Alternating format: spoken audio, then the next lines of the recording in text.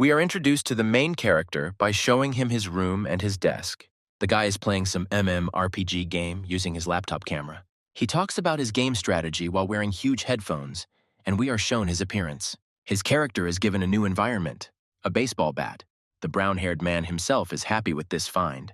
The hero continues to voice his thoughts on the game, as if he were streaming, telling his strategy. We are shown the guy's eye, where it is clear that a blackout has appeared on his monitor, which makes him clearly shocked by the donation he received. The brunette is so dark that he takes the birch pose on his gaming chair, loudly shouting words of gratitude. Due to his impulsive actions, the young man falls from the chair, clearly landing painfully on his body. The guy makes such strange and abrupt movements on purpose to thank his donor. He receives messages in the chat from the user, The Only One, after which the brown-haired man realizes that he has lost. The hero apologizes to his viewers. He shouldn't have been so distracted by the donation.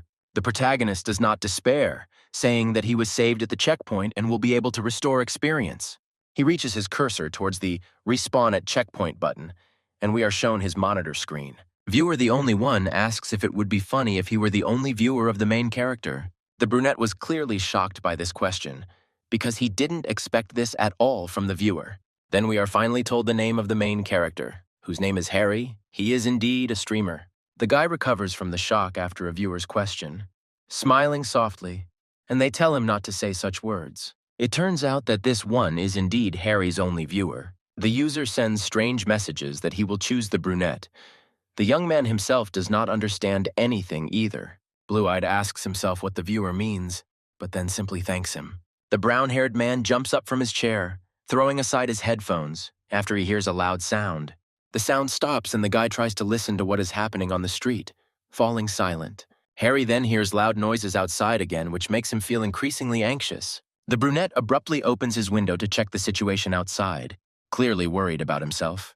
The blue-eyed man's face is illuminated with a purple light, and we see in the reflection of his eyes that something terrible is happening. The main character sees complete chaos. Buildings are burning. It feels like the apocalypse has arrived. People on the street are running away. The brown-haired man doesn't understand at all what's going on. We are shown two of Harry's monitors that have gone out, leaving the hero himself in shock and feeling anxious. The protagonist touches the power supply of his computer, realizing that it no longer works. The brown-haired man breaks out in a cold sweat. He doesn't know what to do now. Maybe he should go outside. He puts on his jacket and walks out of his house, looking around for people nearby. Looking around, a girl runs past him at high speed, clearly in a panic. The brown-haired man runs up to her, asking her for forgiveness. He wants to finally find out what is going on. The girl is very short of breath, covered in cold sweat, and looks at him with an empty gaze. The brunette gets very scared and runs away from the guy screaming, clearly alarmed by the whole situation. Blue-eyed doesn't run after her, clearly in a daze, while the girl runs away. Suddenly, a lot of windows appear next to the hero, and they seem to contain comments from viewers. Noticing them, the hero is even more shocked. His face is illuminated by the blue light from the windows. The brown-haired man screams loudly about why he can even see these windows. The situation becomes more and more incomprehensible.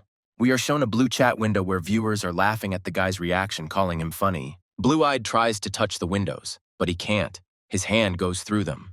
The audience continues to comment on what is happening, while a dark figure approaches the hero outside the chat window.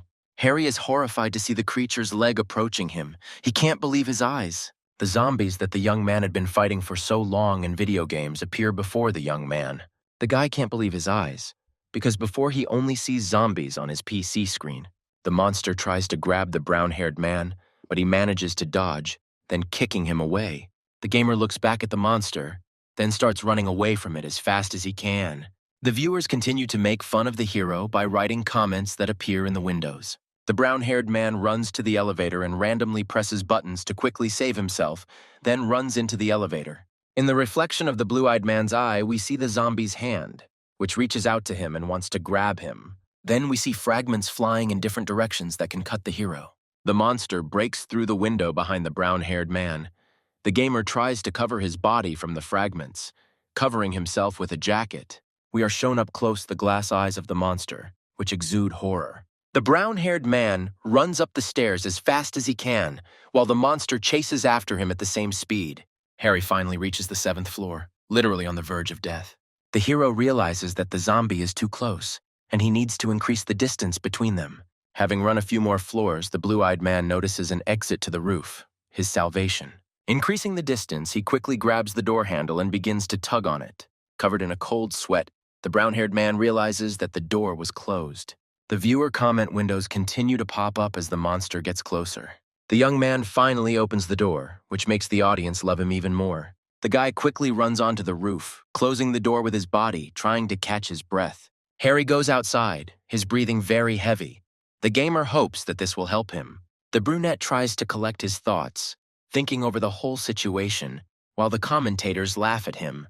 The main character understands that he needs to somehow deal with the zombie first, because he won't be able to hold him like this for long. Blue Eyes thinks about finding a weapon because he definitely won't be able to defend himself with his bare hands. The gamer turns around sharply, hearing some strange noise behind him. There was another zombie hiding on the roof, who came out to attack the defenseless young man. The brown-haired man turns his gaze on him, clearly surprised by the appearance of another monster. This fat zombie turns out to be the main character's landlord, who doesn't look at all friendly. The hero again realizes that it is time to run, but then he trips on a building on the roof with his foot. Harry is knocked down by this huge zombie. The boy breaks out in a cold sweat, while the commentators laugh again. While the brown-haired man tries not to die in the clutches of the monster, the viewer notices a box of supplies behind them.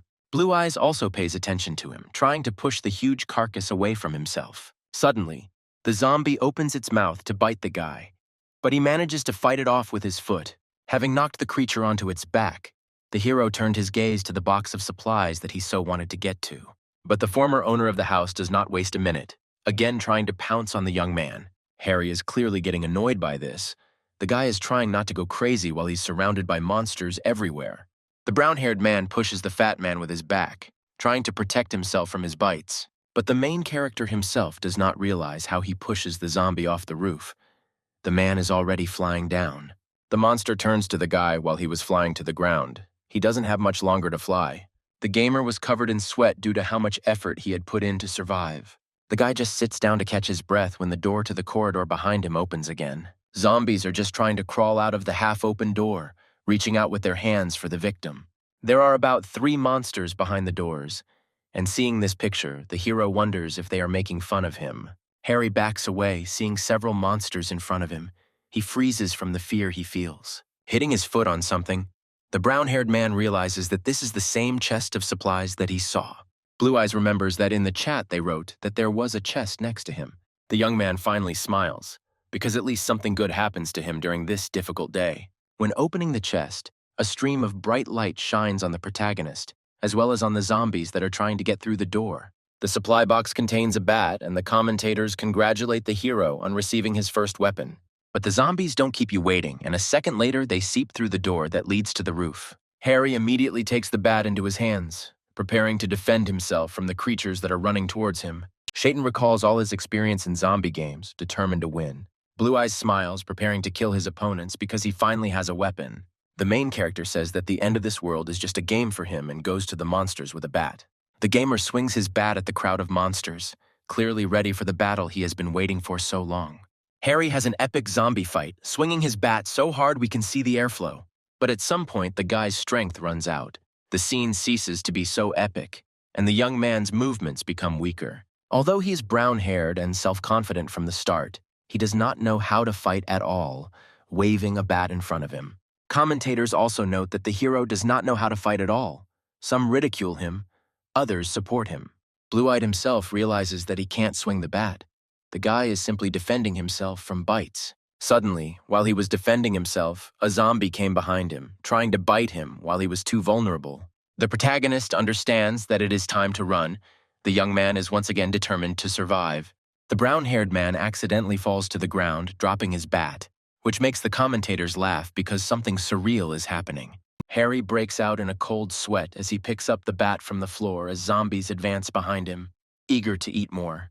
The main character suddenly breaks his bat on the roof floor so that he is left with only one end of it. The monsters keep advancing, but the brown-haired man resolutely heads towards them with a piece of bat. Blue Eyes thrusts the sharp edge of a wooden bat into the throats of his opponents, piercing each throat. We are shown a close-up of the zombies themselves, and how accurately the young man stuck the bat into their throats. The guy himself is already sweating from all the stress he experienced. We are also shown a comment from a mysterious person who did not expect this from the hero. We find ourselves back in Harry's apartment, and we are shown his monitors that are turned off, which means the electricity will no longer be turned on. Under the comments praising the brunette, the gamer himself is steaming in his closet, searching for something. The main character understands that both the phone and the computer will not work normally, unfortunately. The mysterious person appears again in the form of a comment, asking the brown-eyed man what he will do this time. The brunette takes a backpack with him, intending to go to his parents to find out the situation from them. We are shown keys in the guy's hands, which creates intrigue. Does he really have a car? It would help a lot. The city is empty, the streets are quiet, there is not a single soul. The only sound is the engine the gamer is driving. Harry ends up with a moped, which he uses to travel to his parents, and the audience is already heatedly discussing all of his actions. Blue-Eyed is very tense, because there is almost no gasoline left. The young man hopes that his parents are safe. Suddenly, something rushes in front of the hero's moped so quickly that neither we nor the gamer himself can see it. Due to the suddenness of the situation, the guy brakes too quickly, causing him to fall off his moped at high speed onto the asphalt. The hero clearly had a rough landing, but miraculously, he remains alive, and the audience themselves are also a little shocked by this. With horror in his eyes, the young man turns to the entity that caused him to slow down so quickly. A huge frog with a bright pink color appears in front of the guy. It looks hostile. Harry himself calls it a hell frog. Blue-Eyed is surprised that not only zombies but also such creatures have appeared in the world. What else could have appeared? The monster wastes no time and attacks the gamers with its fast and massive tongue, wanting to taste their flesh. The main character calls it a roulette.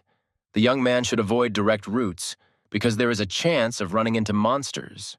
The guy resolutely runs away, having already come up with a plan in his head for retreating from the huge hellish frog. Blue Eyes barely manages to dodge the fast tongue of the frog, which follows him closely. Shotten realizes that he needs to go deep into the translation as soon as possible, otherwise he will not survive. The hero understands that the more often he turns, the greater the gamer's chances of survival from attacks. Harry took a lighter with him just in case, which he put in his backpack. The young man hopes that this will help him. A huge hellish frog is already approaching the hero, they say, to attack at the first opportunity. In the hands of the gamer himself, we see a Molotov cocktail, which he made from improvised means. Covered in sweat, the brown-haired man is determined to win, provoking the frog to attack. The first time the huge creature misses and falls onto a mountain of garbage, the blue-eyed one managed to dodge in time. The protagonist quickly lights his Molotov cocktail with a lighter he had in his briefcase and throws it at the frog. The creature clearly didn't expect the gamer to be able to do something like that. The cocktail hits the frog on the back. Harry had more Molotov cocktails in his bag, and the young man knew that one bottle would definitely not be enough. The guy throws the second bottle right into the face of a huge fire frog, causing the creature to start croaking loudly. The hero takes out another bottle from his backpack, and the audience wonders how many he has in total. The gamer replies that this is his last supply. He must act riskily, but he has no other choice. Brown-haired again provokes the toad to attack with his screams. He clearly has a plan of what he is going to do next. The creature doesn't lose its head and immediately attacks him with its massive tongue. The blue-eyed one manages to dodge the attack. The hero holds his backpack in front of him, clutched by the toad, taking out the last of his supplies. A young man throws a lit Molotov cocktail straight into the mouth of a fire frog as it attacks him. The toad is thrown back, its body swelling with heat. Harry still stands near the wall, waiting for what will happen next. The protagonist watches his enemy burn. The audience is amazed by his determination and madness. The brown-haired man looks at the burnt body of the recently dangerous frog, wondering if this is all. The person in charge speaks again through the comments to the brown-eyed man. She explains that this is just the beginning of the game. The gamer begins to worry a lot about whether this is all a game, whether he really died in some game. Harry braces himself, clutching the strap of his backpack. No, he's not ready to die a stupid death. Suddenly, a window appears in front of the young man, informing him that he has received a new achievement. The brown-haired man can't believe his eyes. The guy actually got a new skill for killing the fire frog. Blue Eyes carefully reads the skill, which talks about provoking monsters for 10 minutes and accumulating a record. Even in such a tense situation, the young man thinks like a streamer, and thinks to take what will bring him more viewers. The main character closes the pop-up window with his voice, and it immediately obeys him and closes. The gamer decides to postpone this decision for later, because now the main thing is to make sure that his parents are safe. The brown-haired man returns to his scooter. It turns out to be destroyed to pieces, thanks to a huge fire toad. Harry decides to walk to his parents' house, hoping for their safety as he walks through the deserted city. The main character breaks out in a cold sweat from what he sees in front of him. He clearly feels unwell. The house of the young man's parents looks half destroyed. The audience also laughs at this, but now is not the time for jokes. The shock has passed, and the brown-haired man bursts into his old house, shouting for his parents, hoping that they are safe. The hero starts screaming more actively because his nerves are already giving way, and the last thing he needs is for his parents to suffer too. 166. Blue Eyes searches the house, entering various rooms, continuing to shout at his parents. Having searched literally everything, the guy finally realizes that there are no relatives in the house. At least they did not become dead. The young man is very nervous, and the comments from the audience who are making fun of him do not help him at all. We learn an interesting fact that Harry's parents write everything down, which means there must be clues somewhere as to where they can be found. Looking around, the gamer cannot find a single clue that his parents left behind. He clearly begins to fall into despair. The brown-haired man suddenly remembers his room. Maybe his parents left some kind of clue there. Coming to his room, the guy sees a piece of paper on his desk, which the blue-eyed man takes into his hands. The note says that the boy's parents left with a detachment of soldiers, writing down their division. Harry is horrified when he reads what is written. Have they really already left? The guy is overcome with shock throughout his body. He can't believe that his parents left with the soldiers from the 7.5 division. Is this really some kind of special division? We are shown a close-up of the main character's reaction to what he read. He again mentions the 7.5 division. Perhaps it really is dangerous for parents. The viewers thought that the parents abandoned their son because why didn't they wait for him? They could have left together. Harry understands that something is not right here. He says out loud that this whole situation is really stressing him out. The brown-haired man knows his father, and the man would not have left first, which means that something is wrong with this note. Blue-eyed again continues to think that everything that happens to him is just a game. The course of his thoughts is clear. If this is a game, then the plot is written here, which means this note is part of the plot that the gamer will have to go through. The hero understands that he needs to be patient to find his parents, who went into the military. While checking the shelves, the young man stumbles upon several cans of tuna left over from his parents in the kitchen. Even viewers notice how calm the guy is, because he just found out about the disappearance of his parents. After searching the entire kitchen and finding a few more cans of tuna, Harry decides to cook himself some food and then head outside again. We are shown his old house, which looks pretty decent. The brown-haired man puts the tuna he found on the table. Blue Eyes once again realizes what situation he is in. Asking if there are zombies in the house, he should examine it. A guy walks over to the knives in his kitchen, picking up the largest one in the house. Then we are shown the interior of the house again. It really does look cozy, but the apocalypse has clearly battered it. The hero stands with a knife, expecting the unexpected. The gamer hears some strange sounds behind him, and the young man breaks out in a cold sweat from fear. The hero understands that it was a rustling sound outside, and is already running towards the strange rustling sound that does not stop. The brown-haired man immediately opens the window to find out what it was and to protect himself from danger. Suddenly, a stained zombie hand reaches out to him, trying to grab him and then bite him. Harry didn't expect this turn of events. The monster grabs him by the edge of his jacket while the guy tries to figure out what to do next. The gamer doesn't waste a minute, starting to swing his knife at the monster's hand so that he finally lets go of the brown-eyed man. The young man quickly closes the window after he managed to harm the zombie. The hero is clearly scared. Harry tries to catch his breath, but is prevented from doing so by a sudden skill notification. The brown-haired man then realizes that this is not just a notification window, but a skill that was triggered because of this zombie that he injured. The hero starts learning the skill he got after fighting the monster again. This skill turns him into a bait for 10 minutes, but he gets more experience. Blue-eyed resolutely takes the hammer into his hands, intending to test this skill in practice right now. The weather outside accurately describes the horror that is happening in the world. Red clouds from the sunset filled the sky. Suddenly, someone began knocking on the main character's front door with all their might, so loudly that the sound could be heard throughout the house. Harry opens the front door, on the threshold of which stands another zombie, which makes fresh flesh. The brown-haired man immediately hits the monster on the head with a hammer, collecting a combo for the skill he acquired not long ago. The hero continues to hit the monster on the head, and blood begins to spurt around from the young man's blows. Blue Eyes opens the front door again to get rid of the zombies, thus increasing the bonuses from the skill again. The young man then smashes the pot on the monster's head with such force that the pot breaks on the zombie's head. Harry doesn't waste a minute, continuing to smash monsters' heads, collecting combos for the skill. The hero does not stop his killing spree, collecting as many as 5 provocations in a very short time. The brown-haired man keeps repeating and repeating the next one, without stopping killing zombies. Even the audience is amazed by his skill.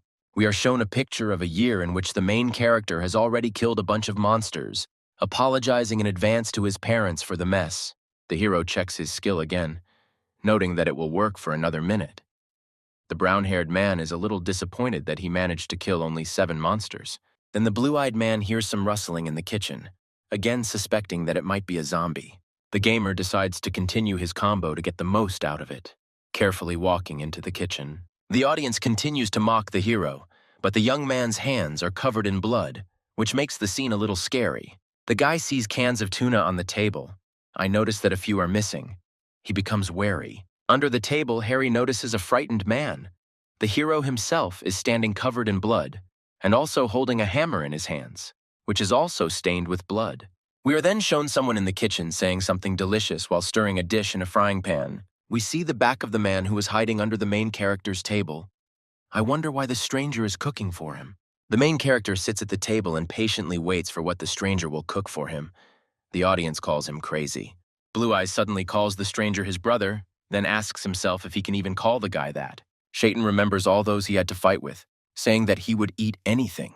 The gamer also lets the guy know that if something threatens his safety, the young man will not stand aside. But the stranger does not pay much attention to the protagonist's conversations, telling the young man to eat. Harry involuntarily blushes at this gesture, while the audience is perplexed by this turn of events. The young man admits that he worked as a cook before the zombie apocalypse began. The brown-haired man blames the long-haired man for having to fight so many zombies that the former cook brought. We are shown how the guy apologized to the gamers for sneaking into the young man's house and bringing zombies. The hero admits that the former chef really cooks well, after saying that he will soon leave home. The long-haired man is a little surprised by this, but then invites the blue-eyed man to continue his journey with him. The former cook says that the evacuation point is located near his place of work, and Shaitan will be able to find out enough information there. While eating what his new friend had prepared, Harry thought that he knew nothing about the place the young man was talking about. Blue Eyes thinks that his new acquaintance is an NPC who will guide him further along the story. The hero agrees to the cook's offer, learning that his name is Chester, and Chester himself agrees that the brown-haired man will go with him. Harry suggests starting to pack for the school where the evacuation point is located, to which the long-haired man agrees. The gamer mentions the bike his friend arrived on, but the cook says he abandoned the vehicle when he was being pursued. The protagonist prepays to ride a bike, but then the couple will need to take something. Chester agrees, but before that, he decides to check the area for zombies, while the brown-haired man goes in the other direction. The gamer puts the bloody hammer he used not long ago into his bag. While packing their gear, Blue Eyes hears something outside their parents' house. The sound gets louder and the brown-haired man twitches from the excessively loud sound, starting to worry about his comrade. Breaking out in a cold sweat, Harry runs outside, realizing that it is Chester's cry. Something has clearly happened to him. When he goes outside, the hero is overcome with silent horror. At first, he cannot move while standing still. We are shown a huge monster trying to eat the cook, pushing him into its mouth as the guy screams. Blue-Eyed still can't get over the shock, asking himself what's going on here. Longhair desperately calls out to Harry so that he can somehow help him, but the monster brings him closer and closer to its mouth. A stream of thoughts is spinning in the brown-haired man's head. He doesn't know how exactly he can help his friend. The audience says that the young man urgently needs to do something, and realizing this, the hero takes off. The protagonist takes the bicycle, heading in the opposite direction from the monster, noticing that the long-haired one is no longer screaming. The brown-haired man turns around to look at the monster as he hurries to escape from it. But the boy's skill, provocation, works on the huge monster, causing the monster's gaze to be directed only at the boy. Noticing this, the blue-eyed man picks up speed, starting to pedal his bike more and more actively. Then we see the giant running after the brown-haired guy very quickly, which leaves the guy in shock and covered in sweat. Harry keeps speeding up, realizing that his life depends on it. The young man doesn't know how to fight this monster. Suddenly, the blue-eyed man notices on his way the bike that Chester spoke about in his story. The hero realizes that this is his friend's bike, after which two more zombies standing nearby react to the skill. Blue Eyes drops his bike and starts reaching for the bike, hoping the keys are still in it.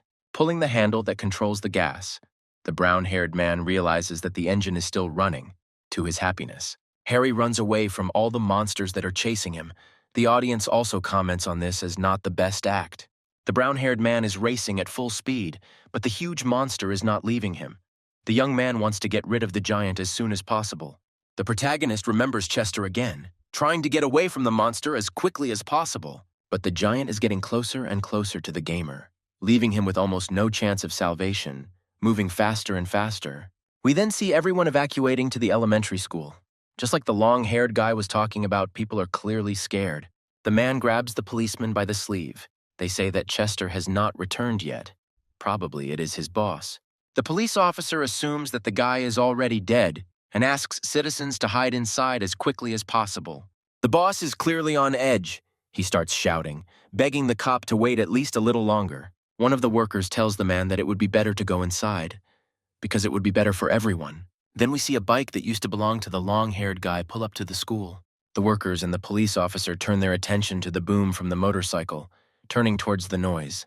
A brown-haired man appears before us who stops right in front of the entire crowd of people. The boss understands that this is his worker's bike, but he does not see Chester himself behind it. Blue-Eyed is sweating from being chased and is looking for shelter, which he finally found. A group of people standing near the school gathered around the object that the main character brought with him on a leash. The citizens try to figure out what it is, assuming it's a corpse, while the brown-haired man looks askance at the same object. The gamer gets off his bike as the commentators once again make fun of him, calling him an attention seeker.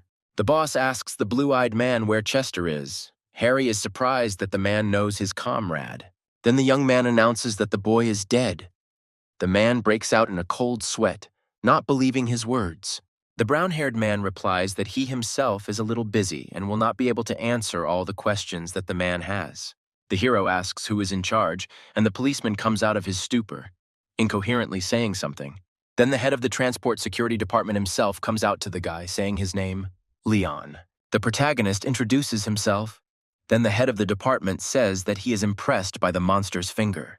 The brown-haired man is surprised that Leon already knows about the monster, but the man doesn't want to talk about it anymore because the giant killed many of his comrades.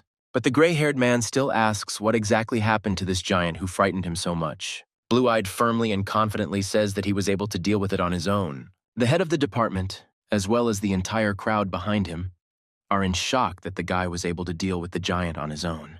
We are then transported to the past, where the monster is chasing the hero, who at this point offers a deal to the audience. Harry talks about trying to kill the giant, while the audience is shocked that they are offered a deal. Blue Eyes turns to face the monster, sweating from being chased for so long. Afterwards, the young man smiles mysteriously, saying that he had put his life on the line, apparently, for the deal.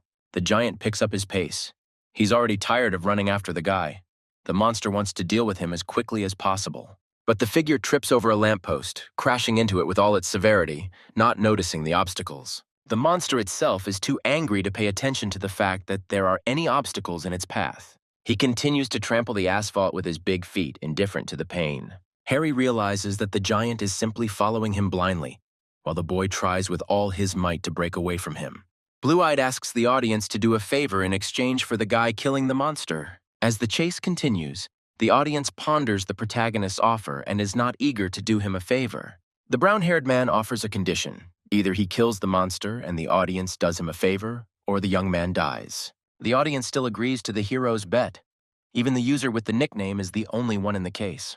Covered in a cold sweat, the gamer smiles as he looks at the comments, filling with determination. After which, Harry accelerates hard, approaching the tunnel on his bike, trying to implement his plan. The monster doesn't pay attention, but instead looks at the huge arch that stands right in front of him and runs after the hero. Shaitan, already confident of his victory, tells the audience that they will have to keep their promise. Even when the arch is right in front of the giant's forehead, he continues to ignore it. We then see a shot of the monster flying back, causing blood to spurt out around him. The giant crashes into the arch, his body flying through the air, blood everywhere, which belongs to the monster. We are again transported to the actions that are happening now, and the brown-haired man says that he will tell the crowd about the details later. All the people standing around the blue-eyed man are in shock, as is the head of the department himself, who is truly amazed. But the man says that he must first check the boy for infection on his body. People are rebelling, saying that the savior must be let in because he killed a huge monster. The gray-haired man agrees, pointing Harry to one of the lines where he should stand for verification. While the police were examining the gamer, spectators discussed his victory over the monster. The main character was checked. Everything was fine with him. But then a man stopped him, calling him to him. It's Chester's boss, asking if the boy is really dead, clearly worried about him. Harry reaffirms his words, after which the man again says that the long-haired man worked for him. The hero makes excuses. The boss asks about the bike, how the young man was able to find it, whether he stole the vehicle. The brown-haired man assures the man that he did not steal the bike, squeezing his hands in his own, trying to gain his trust. Blue-eyed says that Chester really cooked great, while the audience laughs at him. The man became emotional from such warm words and almost began to cry from such flattering words. Having finished talking to him, the gamer turns around, finally getting ready to leave for the evacuation zone. In front of him, the brown-haired man sees the school that the former cook had spoken about, and which he had not known about before. We see a bright blue stripe on the asphalt in front of the school entrance, which the boy is about to step on. Suddenly, Harry is informed that he has completed training and that he can increase his chances of survival. The brown-haired man is surprised by this, after which the notification conveys good luck to him as the last survivor. Blue-eyed turns his head. Was all this just training? He went through so much. The main character goes deeper into the building, accompanied by comments from viewers who cannot believe it. The guy opens one of the school doors that he comes across on his way with one sharp movement. The gamer says that he wants to talk to the only one, standing in front of an open office. The audience does not understand what the young man is talking about, trying to find out what is going on and what is happening in general. With a determined expression, Harry reminds that this user agreed to do him a favor. The user under the nickname is the only one who asks if the hero wants to talk to him. His identity is a mystery. The brown-haired man answers positively. The guy demands to tell him about something that should have been told earlier. The rest of the spectators rebelled, because the blue-eyed man does not respect them, after which the only one asks them to calm down.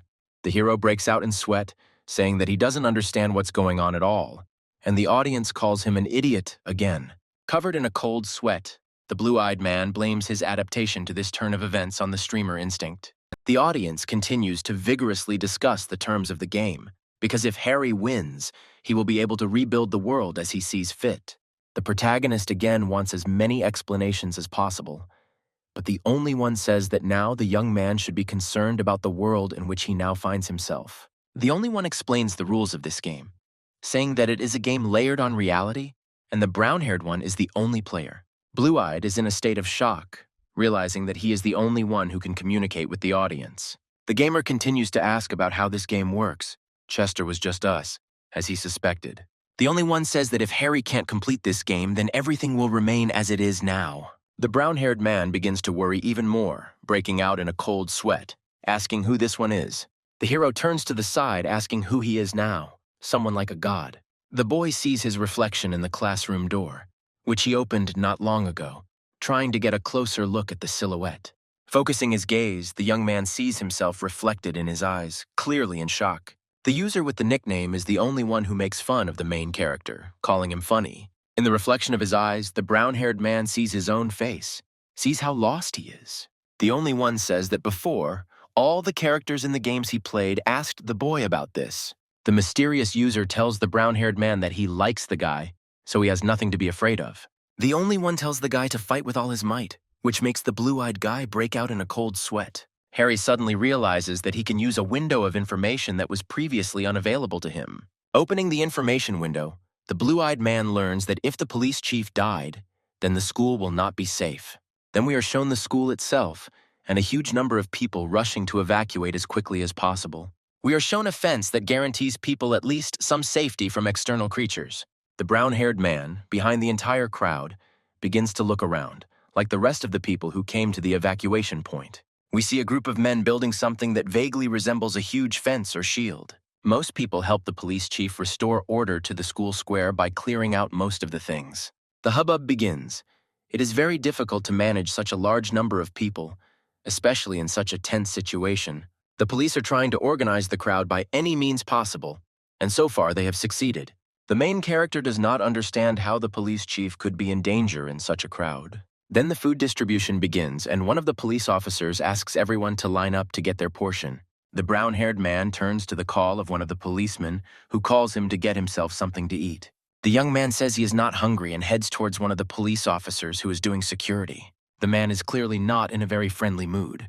He asks if the hero has any problems. Blue Eyes firmly states that he needs to get to the police chief right now. The man is surprised by such a statement. He begins to treat the gamer more and more suspiciously. The brown-haired man asks what's wrong, but the policeman can't answer. The young man himself finds it strange. Harry realizes that something is going on in the main building, while the audience also suspects the policeman of something foul. The protagonist asks the man to contact the head of the transport security department because the young man can help them. The policeman listened to him, then started talking on the radio with his boss, explaining to him the situation that had arisen. The man breaks out in a cold sweat, asking if the brown-haired man is going to kill monsters, to which the gamer answers yes. The policeman continues to get more and more tense, saying that they need people like Harry. The man tells the brown-haired man that the police chief has disappeared, and the team has already organized a search for him. Blue-Eyed asks why they didn't organize a search earlier, to which the police respond that they didn't have the time or people for it. The hero asks to inspect the premises where the police chief used to be. The policeman himself calls it a temporary office. The gamer says that it would be better for them to start working together, since they are not hiding anything from each other. The man doesn't really trust the hero, which we can read on his face, but the brown-haired man himself says that every second counts. Blue-Eyed asks to provide him with all the information on the case, since he is now also involved in it, after which the man reluctantly agrees. Then we are shown that very temporary office, the sign of which is stained with blood. The gamer enters the room, examining it. The office itself looks pretty decent for a temporary one. The protagonist asks his viewers to help him if they find something, but does not immediately refuse. The young man's attention was drawn to a map that was hanging on one of the boards inside the office. The guy then looks at the main table, on which there is also another map of the area. The brown-haired man sees a marked place on the map and decides that this is a clue. The gamer intends to go there. While looking at the map, he hears footsteps behind him. Someone is standing behind the office doors. The hero is clearly tense. The young man turns sharply at the steps, asking who exactly came to the main office. The mysterious figure says that he knows that the protagonist is looking for the police chief. The brown-haired man himself tenses up from such directness, directing his gaze at the door, after which the figure opens the doors themselves. A large man enters the main office and extends his hand to the blue-eyed man, talking about his abilities. The man introduces himself as Joe, the guy also says his name, and then they shake hands. Suddenly, Big Joe's grip becomes too strong, so much so that his hands shake with the tension. Harry himself also did not expect this, tensing up from such a strong grip of the policeman. The man looks menacingly at the brown-haired man, asking if he found anything suspicious. The hero breaks out in a cold sweat. The audience is undermining him, but the gamer himself does not understand what is happening. Suddenly, there is a loud scream, to which Joe does not react in any way, and the young man is very alarmed. Blue-Eyed follows the scream, throwing open the door behind which stands one of the policemen, who is also shocked. The man points at the woman, calling her infected. The lady herself looks like a zombie. A brawl ensues, with zombies attempting to bite humans to satisfy their appetite while citizens attempt to escape. All the people are covered in cold sweat from fear, trying to save their lives from the bloodthirsty monsters. We see that even the police have been infected with the virus and have become zombies, so now no one is safe. The protagonist is shocked that zombies are found in such a crowd. The audience says that he screwed up. Blue-Eyed takes out from the bosom of his jacket a hammer, which he had been using not so long ago. While all the people are heading towards the exit, the brown-haired man goes into the thick of things to help people escape from the creatures. The police are also panicking because they can't shoot at the zombies while they are in a crowd of people. The gamer wields his hammer skillfully, telling the police to grab their batons if they can't use their guns.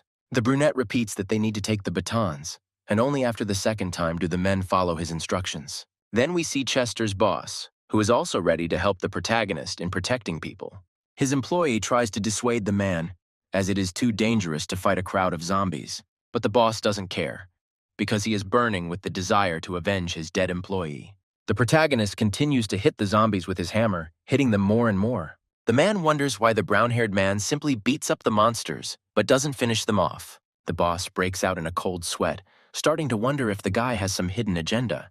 Throwing these thoughts aside, the man finishes off each zombie that the blue-eyed man knocked out. The police listened to the hero and, taking batons, began to hit the monsters from all sides, smashing their heads. The brown-haired man also doesn't lag behind, dealing damage to every monster he meets on his way with a hammer. And Chester's boss finishes off the creatures behind him with his frying pan, trying to avenge his favorite employee. People are trying to escape, but the main gates are closed, and the police themselves are not letting citizens pass them. Blue Eyes understands that the police themselves were involved in this, and the zombies did not get in from outside. The brown-haired man is angry about his current situation, realizing that someone intentionally released the zombies. The audience is also puzzled. They think it was Joe, but the hero himself thinks that one of the policemen has gone crazy. Harry puts his hammer back in his jacket and resolves to find the police chief as soon as possible. Shayton understands that he can only trust civilians now, so he instructs Chester's boss to keep an eye on the cops. Blue-Eyed finally warns the man not to join the search party looking for the boss. The man is clearly puzzled by the gamer's instructions, breaking out in a cold sweat and becoming very tense. And while the hero is running towards the exit, Joe catches his eye, asking where he is going. The gray-haired man also blocks his way, saying that he should stay with them. But the main character brushes off the police. The young man has no time for empty talk. Joe is clearly unhappy that the police were unable to keep the hero under their supervision. We see empty streets and several delivery bikes standing close to each other. Harry takes one of the bikes, heading off somewhere as the audience laughs again at his actions. The brown-haired man resolutely heads towards the point he saw on the map in the chief's main office. The gamer leaves the scooter behind him. He arrives in a forest, in the middle of which there is a small structure that looks like a barn. We are shown a close-up of the building itself, which appears to be made of metal. Looking into the windows, the blue-eyed man realizes that there is no one inside, which seems a little suspicious to him. The hero notices traces on the ground, running his hand over them. He understands that there were dozens of people here. Harry wonders if they were even people, as the audience laughs at him again. The brown-haired man then asks the audience why he didn't find any more supply boxes like he did at the beginning of the game. The audience is surprised by his question, because they thought he hated supply boxes, which makes the hero very surprised. The gamer continues to be surprised, while viewers mention that the boxes are purchased with money. Viewers continue to talk about the mechanics, saying that the game contains paid content. One of the commentators asks the hero to go into the chat and scroll to the beginning to figure it out. Blue-Eyed does just that, scrolling through the chat for a long time, then finding the dollar icon in the lower left corner. The young man receives a pop-up window stating that the sponsor chat has been disabled. The guy himself is a little shocked that there is a donation and at least some in-game currency here. The main character turns on the sponsor chat, because the viewers themselves are also interested in this function. Then the only one, as the most devoted fan, donates him the first yen, surprised that it really works. Harry is still in shock from this feature, when suddenly he receives another donation for 1 yen. The hero finally shows his emotions by asking the audience why they didn't tell him about such an important function. The gamer opens the structure, carefully pulling the door handle, clearly wary. Entering the building, the brown-haired man finds himself in a very ordinary room, while the audience laughs at him. The audience thinks that Harry is offended by them, but the young man himself does not even see any reason to be offended. Blue-Eyed breaks out in a cold sweat, because the audience really hadn't explained anything to him up until this point. The guy then turns his attention to the house itself, which is arranged a little strangely. Suddenly, a zombie climbs out of the window, already preparing to infect the main character. The brown-haired man is very scared of the monster in the window, and the provocation skill also works on the creature. There is more than one zombie outside the window, which makes the young man even more scared, and he accidentally starts swearing. Harry suspected that the footprints near the house belonged to zombies. The audience laughs at his vivid reaction. We are shown a long shot of the house from the outside. There are more and more zombies, and everyone is being provoked. The brown-haired man doesn't waste time and already smashes the head of one of the monsters with his boot. The zombies are a little scared by such a sudden movement, but the provocation works on them all. The gamer begins to destroy his creatures with a hammer, starting by hitting them on the head. The audience also helps the blue-eyed man, warning him of danger, and with the help of comments, the hero avoids danger. The provocation works on 14 monsters already, and Harry himself receives a huge increase in physical abilities. The young man goes out into the open, starting to kill the creatures around him one by one. Hearing a suspicious sound behind him, the guy turns around and sees a truck hitting the monsters. The main character, with a cheeky grin on his face, says that it was the elementary school police officer who let the zombies in. The man stops in front of the gamer while the blue-eyed man provokes him to get out of the car. At first, due to the bright light of the headlights, we see only a dark silhouette that does not resemble anyone. We then see Joe breaking out in a cold sweat from the fact that the guy was able to deal with so many monsters. A man watches from the front seat of a car as the blue-eyed man deals with a zombie, amazed at his skill. Joe says he knew it would end like this. He waits on the gas pedal, trying to crush the boy. Harry is in complete shock, because he did not expect that the man would actually crush him.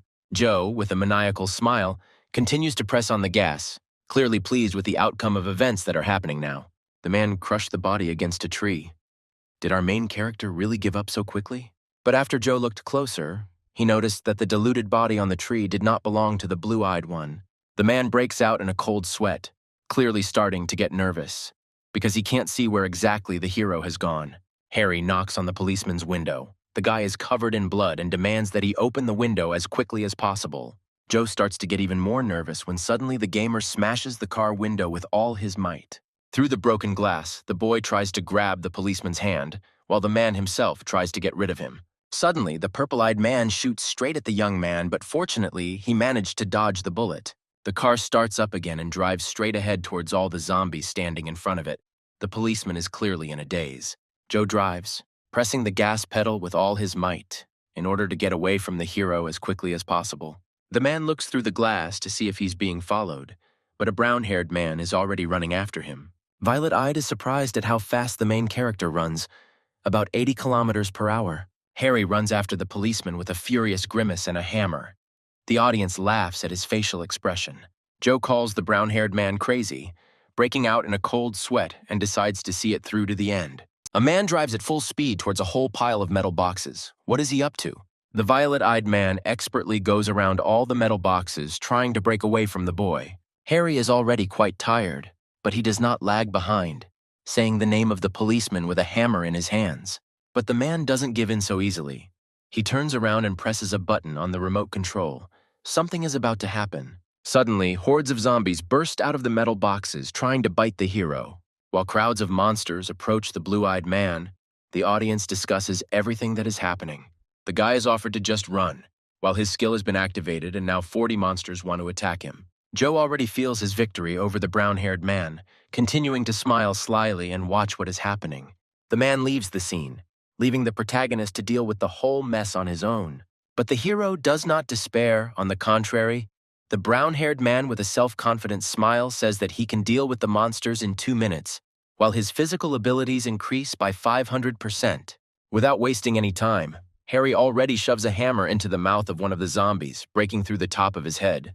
The monster flies away due to how much force the young man put into it. Blood spurts everywhere. The brown-haired man becomes more and more angry, not stopping for a minute, continuing to kill creatures. We then see the figure of the protagonist covered in blood, towering over a pile of dead zombies.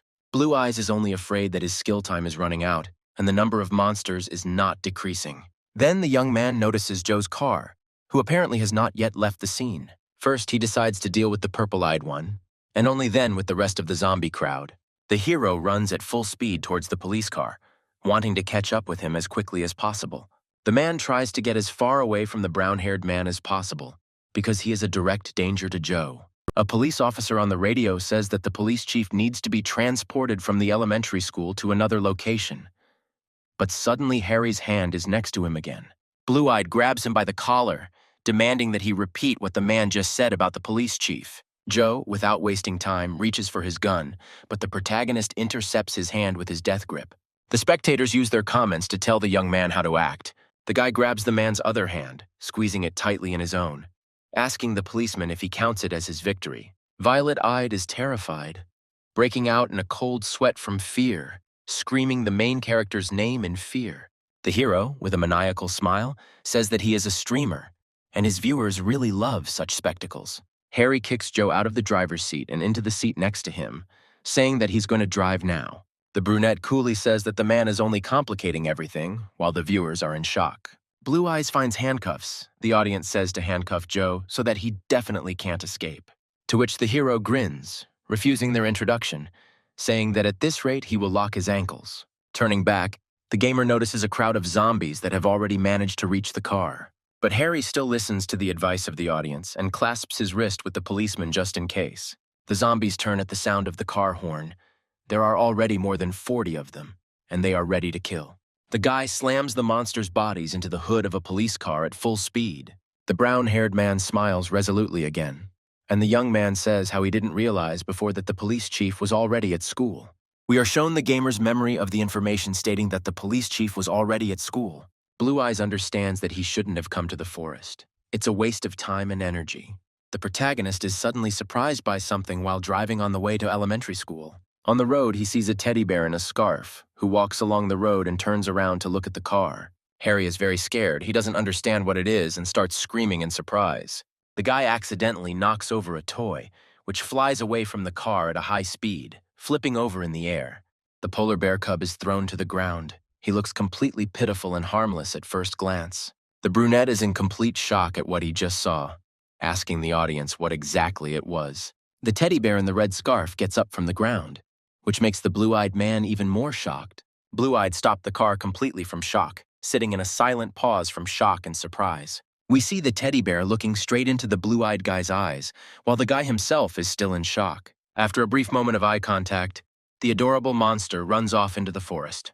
The protagonist does not understand what kind of monster it was. The only one explains that this monster shows the location of chests with supplies. Learning about this, Harry perked up, because another box of supplies would not hurt him. Then we hear Joe start mumbling something in his half-sleep. Is the man really going to wake up soon? The gamer, like the viewers, notices this. Comments begin to pop up about what the brown-haired man will do right now. Blue-Eyed offers his beloved subscribers two options. Either the man continues to sleep, or they disable the policeman with a taser again. Viewers choose the first. It was an illusion of choice, and Harry decides to knock the man out with a taser again. The policeman finally wakes up, calling the hero a son of a bitch. Indeed, the guy is too cruel. After disabling Joe for a while longer, the protagonist gets out of the car in search of a teddy bear. We see little plush bear paws rushing towards the supply chest. The young man also tries to keep up with the plush one, following him closely as he walks through the forest. After some time, they both actually find themselves in front of a chest of supplies. Opening the chest costs 5 yen, which is quite expensive for a blue-eyed guy, especially since the box probably won't contain any weapons due to its appearance. Brown-haired is hesitant about opening the chest as the commentators tell him to get back in the car. The hero relies on his luck and still opens the box. The audience is clearly surprised by his actions. As a result, the chest contains an ordinary red lantern. The gamer is clearly disappointed with this outcome. Harry breaks out in a cold sweat, and the audience themselves laugh at the guy's choice since they told him not to open it. Blue Eyes decides to return to school, but still keeps the lantern for himself, hiding it in the pocket of his jacket. We are shown in elementary school. The brown-haired man himself hopes that Chester's boss was able to survive this mess. Then it really shifts to the police officers discussing how exactly the zombies could have broken through. The men are still cleaning up the mess that was created when the monsters appeared. The head of the department, Leon, approaches the police, confident that the issue is not about checking citizens for infection. Blue-Eyed asks the guys to calm down themselves and calm the citizens themselves. Another policeman approaches the group of men and asks for a private conversation with the head of the department. Leon tenses, turning towards the voice, already prepared for an unpleasant conversation. A man called the police officer and demanded that he move his boss to another location. The gray-haired man himself turns out to be not as pleasant a man as he seemed at the first meeting. Then we see the head of the department's memories of the main character's first appearance. He didn't trust the guy right away. Leon asks the policeman to convey that he will deal with the boss himself. It turns out that the entire conversation between the cops was overheard by Chester's boss, who is in complete shock. The fat man breaks out in a cold sweat.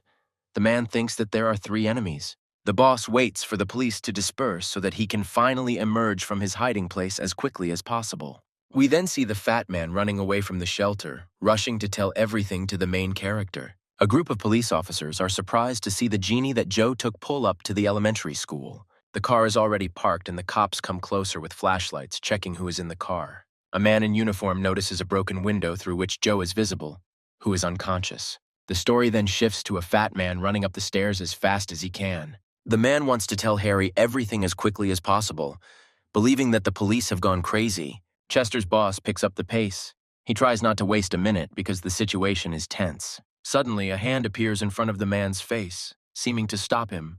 It turns out to be Harry, who has finally returned to the elementary school to find his boss. The man and the boy begin their conversation, and we are shown the school from the outside.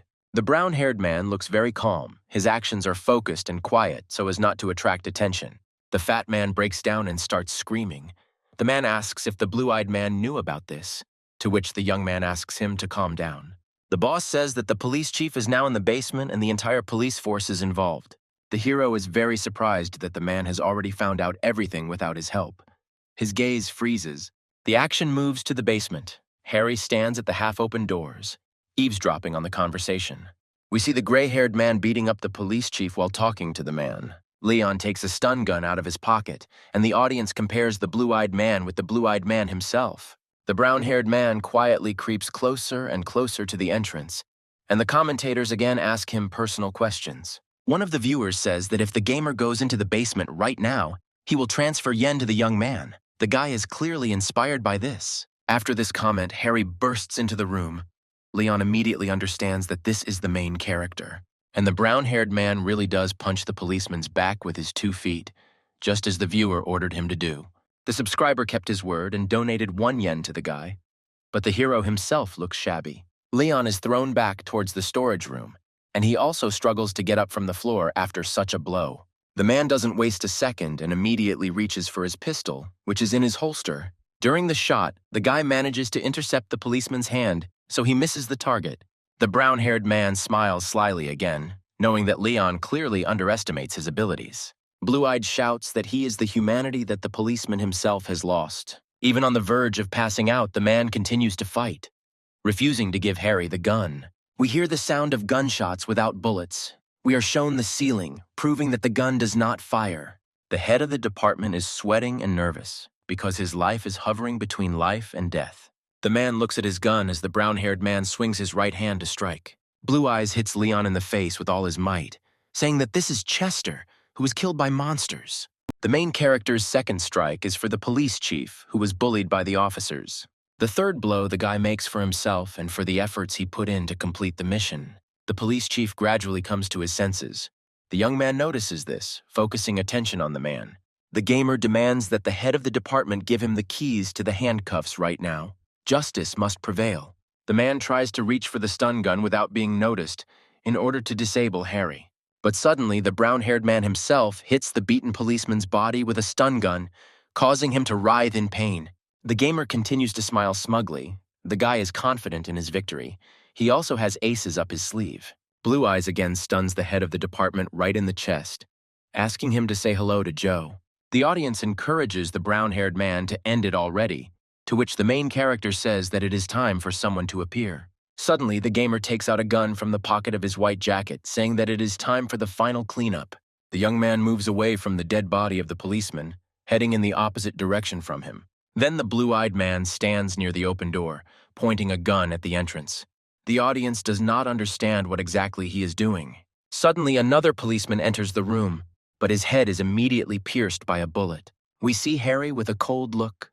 There is not a drop of regret in him. He did it quickly and without unnecessary noise. The brunette does not regret his actions. All the viewers are shocked by his actions. They get goosebumps.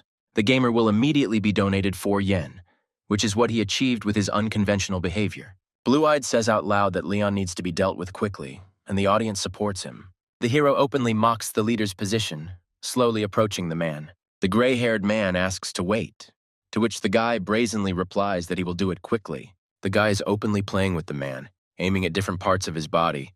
Apparently, he really enjoys it.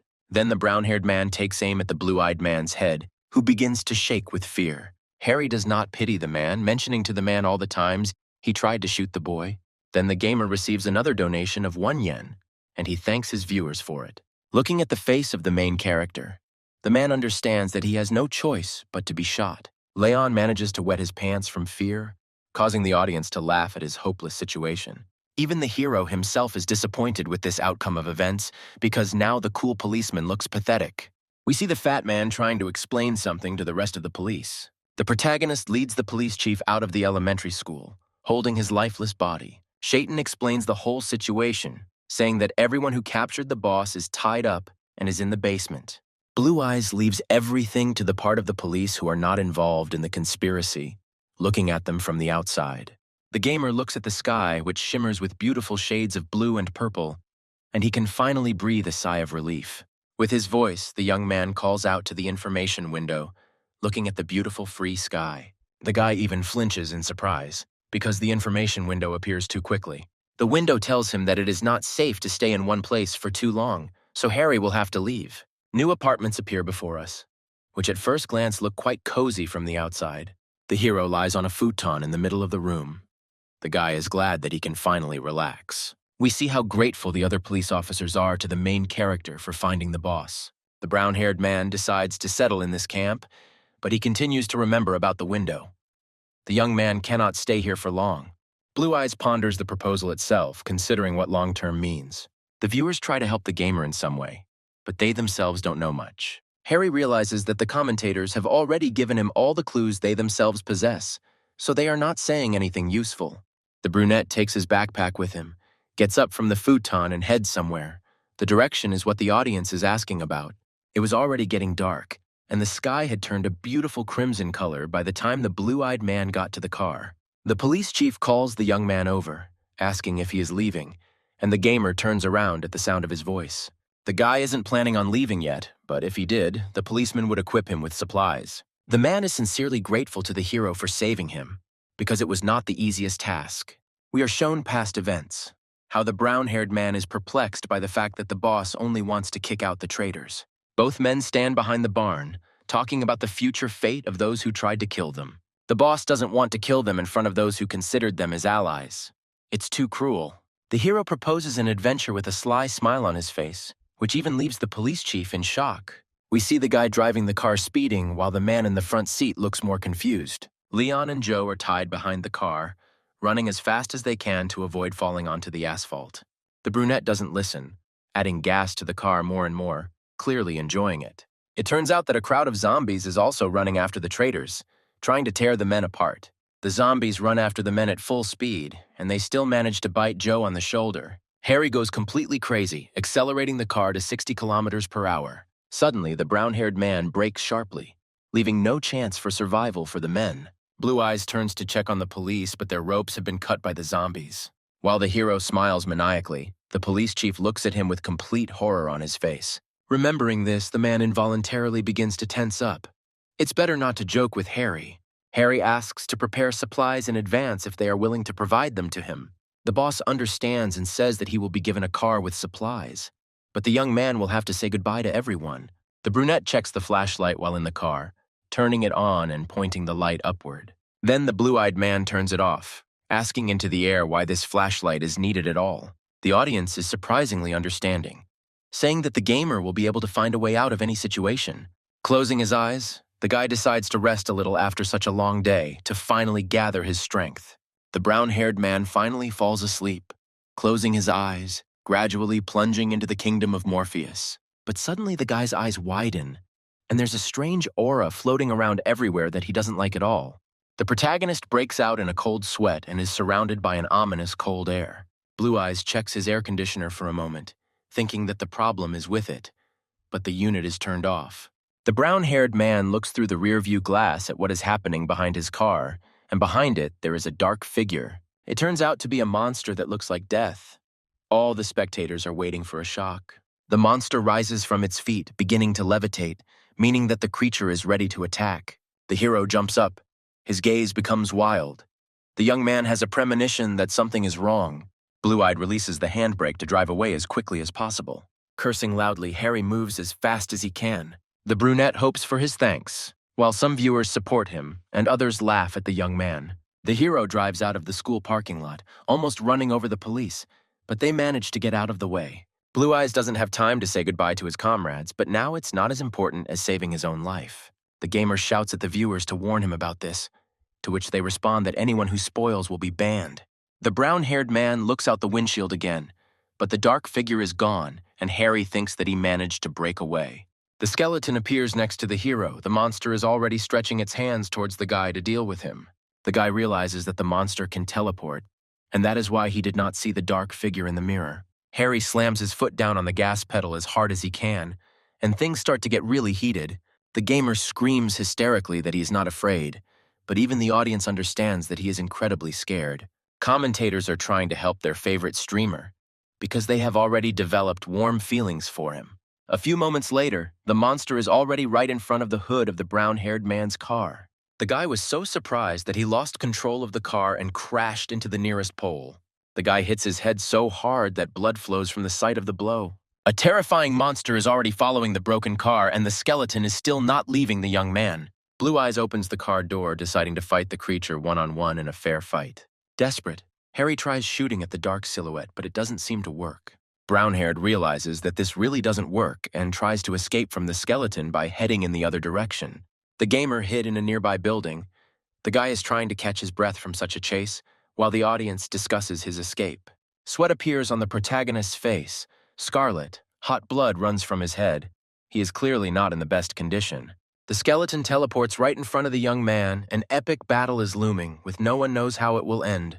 The monster is already attacking, opening its terrible mouth and moving towards the blue-eyed man with great speed. The hero was just waiting for this moment. He quickly takes out a flashlight from his jacket pocket, starting to shine it on the creature's face. The monster immediately covers his face from the rays of the flashlight. Apparently, he is really afraid of light. Harry then aims his gun and shoots the skeleton, which surprisingly works. The brown-haired man quickly climbs out of the building's window, provoking the monster to pursue him. The gamer receives a donation of 1 yen. A viewer with the nickname Advisor says that he is giving out money as a sign of condolence. The guy gets so angry at this remark that he doesn't notice the bike right in his path. A young man hits his knee on a bicycle, cursing the counselor as onlookers laugh at him. But one of the commentators warns the hero of the danger in time, which saves the brown-haired man's life. The gamer still holds tightly in one of his hands the gun that the police gave him. While running away, the guy shoots the skeleton again out of desperation, because he doesn't know how to kill it. The bullets, surprisingly, actually hit the monster, piercing its head right through. Harry stopped in surprise, wondering why the bullets suddenly worked on the creature, since they had never affected him before. The gamer still does not understand the reason for this behavior.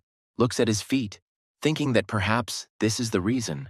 The brown-haired man then notices a clear line on the ground through which the skeleton can neither pass nor teleport. The blue-eyed man finally understands the reason for such actions, starting to smile sarcastically and squint. The hero passes through a territory where a monster rules, and he cannot go beyond the border of his territory. The brown-haired man takes out his pistol again, aiming it at the creature, shouting that this is his last step. Another bullet does not go unnoticed. The monster gradually disappears from sight. Harry smiles confidently as he sends the monster to hell. He managed to survive this time too. After the acting, the young man immediately switches off, apparently due to impotence, because fighting such a monster is difficult. He drops the gun from his hands, a bad sign. Anyone could be waiting for the young man in the new territory. The brown-haired man is trying to catch his breath, lying on the asphalt covered in sweat and blood, this time his own, unfortunately. The blue-eyed man turns his gaze to the side, once again encountering something familiar on the city streets. We see a mysterious dark alley from which a stream of light shines, as if someone is shining a flashlight. The light suddenly goes out and everything is painted in the dark shades of an ominous night, which is so scary. Then the light appears again. What could it be? It looks like a SOS signal, and maybe someone is looking for someone. Harry becomes wary, standing with his back to the alley, reloading his gun as the onlookers try to figure out what it is. Having loaded a full drum of cartridges, the hero is ready for anything. The young man decides to first scout out the situation. It really was Morse code, as the brown-haired man himself says, masterfully handling the weapon. The audience supports the guy, telling him to go forward. We see sneakers, which means the owner of the flashlight is a person. Harry yells at the stranger that he needs to stop, to which the man yelps in surprise. The guy's gaze changes to a good-natured one. He is probably more surprised than frightened by what he sees in front of him. He sees a name on the badge. Jan. It turns out that this is a person and also a schoolboy. Before us appears the figure of a short boy with short brown hair, brown eyes, and a thin build. The brown-eyed man asks if the hero is a policeman, to which the audience laughs at his question. The brunette asks if the guy is alone, and when he receives an affirmative answer, he asks for his flashlight. The main character does not stand on ceremony and asks for a lantern a second time, threatening with a gun. After receiving the flashlight, Harry demands the schoolboy's backpack, to which the audience calls him not a very good person. The boy tries to defend his supplies, but the brown-haired man is too assertive, especially since he has a gun. The brown-eyed guy only has a couple of cans of tuna, ham, and ramen, basically the same thing as the blue-eyed guy. The dark-haired man almost cries after this, finally asking to let him go because he has nothing else. But our main character was going to strip him bare, telling him to take off his clothes too. Harry makes sure that the boy really does not have anything else with him, which clearly upsets the guy. Even after this, the schoolboy still asks the brown-haired man for help, because he has nowhere else to go. The blue-eyed man looks at him with a piercing gaze, clearly not trusting the young man yet.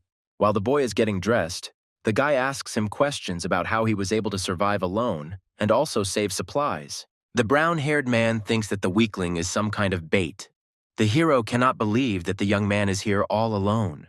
The protagonist asks his viewers to watch the expression on the brown-eyed man's face when the guy leaves. Blue Eyes says that they need to go their separate ways, taking the schoolboy's flashlight. Suddenly, the boy says that all his friends died instead of him. That is how he was able to survive. Clutching his backpack to his chest, the brown-eyed man cries, blaming himself for all the deaths of his friends, because he is a coward.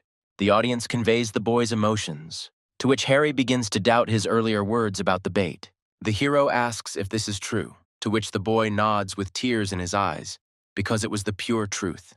Harry says that Ian can go with him. The schoolboy cannot believe his words, asking again. Blue Eyes agrees to go further with him in all seriousness, because the young man did not lie about how he ended up here. Suddenly, the action moves forward. We see how the toad has already pierced 2 people with its tongue. We hear a schoolboy's piercing scream, to which the main character himself turns to understand what is going on. Ian runs as fast as he can from the giant, screaming that they need to get away from this place as quickly as possible. The main character screams hysterically about the whole situation, starting to blame Jan for it. But the boy has everything under control. He already has a plan. The young man insists that they run into the alley. The brown-haired man is clearly very nervous because of such a tense situation, but the brown-eyed man has everything under control. A giant runs after the boys at high speed, crashing into buildings while the schoolboy explains his plan. Chocolate Hair says that there can be no mistake, because he is completely confident in his plan. Harry is surprised that his ward has already remembered the road and can navigate while the giant catches up. The heroes run up to the road where roadworks were taking place, but the monster almost grabbed the elder with its teeth. But suddenly the giant stumbles and his foot falls into a ledge with pipes that was not so far away. The gamer runs away from the monster's teeth as fast as he can until it falls completely into the hole. The giant finally falls from his feet, his head smashing through buildings, accompanied by his piercing screams. The heroes managed to lure the monster into a trap, which they were very happy about because they remained alive. Afterwards, the guys notice some kind of red appendage further down the street, similar to a tongue. Brown-Eyed warns Harry that he will need to dodge when he gives the signal. The boy gives a signal, and the gamer barely manages to dodge the tongue. Perhaps it is that toad. Suddenly, the toad's tongue pierces the giant's skull as he opens his mouth in agony. Blue-Eyed is clearly happy with this outcome of events, while Jan is in complete shock trying to come to his senses. The toad itself is also not happy with this outcome of events. It is covered in sweat. Apparently, it is also damaged. At this time, the measured monster grabbed the toothfish's tongue, trying to bite it off. The protagonist brings the young man to his senses by telling him that they need to run away as quickly as possible.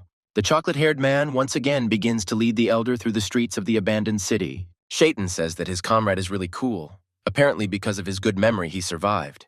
But after a while we see the heroes riding somewhere on a bike, and the older one is no longer so confident in the boy. The young man is still confident in his plan, while the protagonist has strong doubts, but follows him. The boy says that there is very little left to the destination. We see abandoned buildings. As the boys drive to the location, John asks if he can ask the elder a question.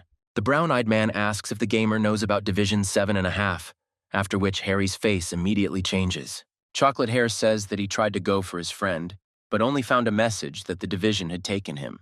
Harry replies that he knows about them, but doesn't know who exactly they are, to which the schoolboy replies that it seems to be an army. Blue Eyes realizes that the situation is similar to what happened to his parents when he came to their house. After this little conversation, the guys finally reach this safe place. But suddenly a car with blood on the hood and a broken windshield appears behind the young men. The gamer recognizes it as an army jeep. The car rushes past at very high speed. The car suddenly stops and breaks down.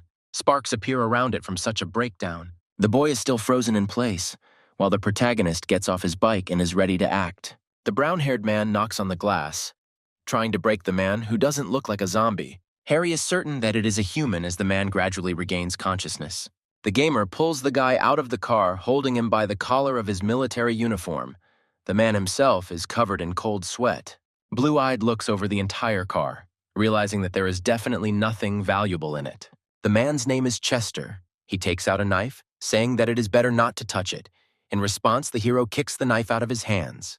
Chester says that the young man can take his knife, but asks that no one touch it. The brown-haired man takes the soldier's knife from the ground, saying that it is up to him to decide whether he will be safe. Harry guesses that Chester is a deserter, because what would a soldier do here, especially alone? To which the man replies that all his other comrades died and he was the only one who was able to survive. The brown-eyed man asks if this man is really a soldier. The question seems a little stupid. Harry also notes that it is obvious because he is wearing a military uniform, but then he realizes something.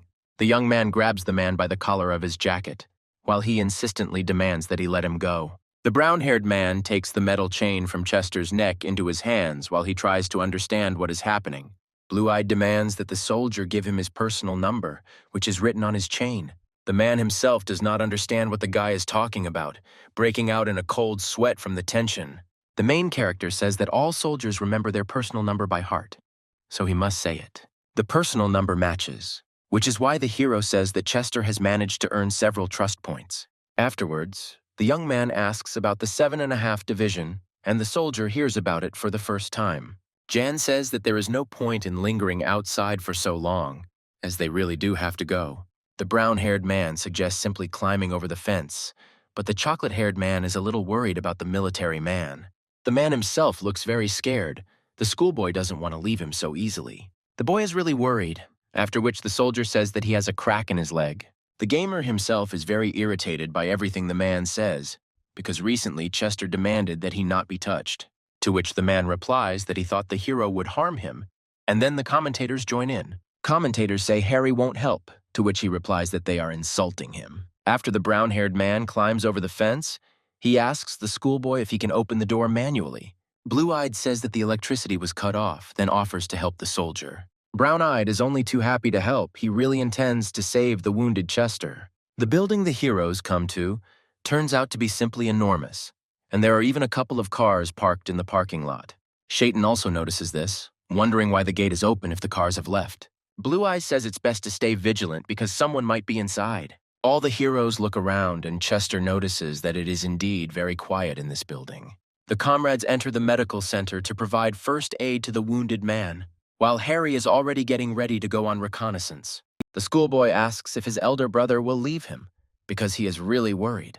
Blue Eyes replies that most likely not, which sounds very encouraging. A few moments later, we see the main character climbing the steps of the building. Looking around, the brown-haired man talks to the audience about whether or not to leave the boy here. The audience is not very keen to leave John here alone, as he is very kind and has a good sense of direction. The gamer hears the voices of other people trying to escape coming from the large door. But when Harry enters the room, he sees a large amount of equipment connected to electricity. All this greatly surprises the main character, because he thought that the electricity had been cut off here. Afterwards, one of the people on the radio stutters about being 7.5 years old, and then his voice breaks off. The streamer thinks that these are various hints that are given to him to overcome obstacles. The young man calls up an information window, which says that if the hero gets to the station, he will be able to leave the city. The guy throws open the doors, exiting the room as the commentators cheer him on. As Harry descends the stairs, he calls for Ian to show himself as soon as possible. Entering the medical office, the gamer sees only Chester, after which he asks where the schoolboy went. The man replies that he heard some strange sound from the basement, and John goes to check what it was. Blue-eyed takes it out on the military man, then runs off in search of his younger teammate. But Harry has a different plan. He's going to find the keys to the taxi and leave here as soon as possible. There are some documents lying on the table. Other folders are scattered around. The hero is still very tense. The brunette tries to find the keys, saying it out loud as if it would actually help. Then the gamer hears loud sounds from the first floors of the building, which disturbs him even more. The guy quickly runs to the first floor. He is sweating heavily from the rush, looking down. We see Chester lying on the floor, but he is not dead. The man reports that he has fallen. The main character has already collected his thoughts, but shortness of breath makes itself felt. The soldier asks for help. The brown-haired man is very irritated by this, because the man is a lot of trouble, to which he talks about strange sounds in the basement. After which a strange and eerie sound is heard again. Could this really be what Chester was talking about? Both heroes turn their gaze to the basement, from where sounds continue to be heard. We hear the sounds of footsteps and boots climbing the basement steps, getting closer to our comrades. The brown-haired man and the cripple are very frightened and surprised by what is right in front of them. We are confronted by a very creepy man who holds a knife to John's throat. But the hero cannot simply retreat, leaving the younger one in danger all alone. The blue-eyed man holds out his hand with a knife, asking the man to step back and let the young man go. But the man does not back down, continuing to hold the knife to the boy's throat while he is in great distress. The man breaks out in a sweat, calling the schoolboy a thief, which happened while Harry was away. Afterwards, the crazy guy says that the other heroes are also thieves. They don't let him work normally. While the soldier is very confused, the main character behaves very confidently. Blue-eyed offers the man another version of events. He says that they are not thieves.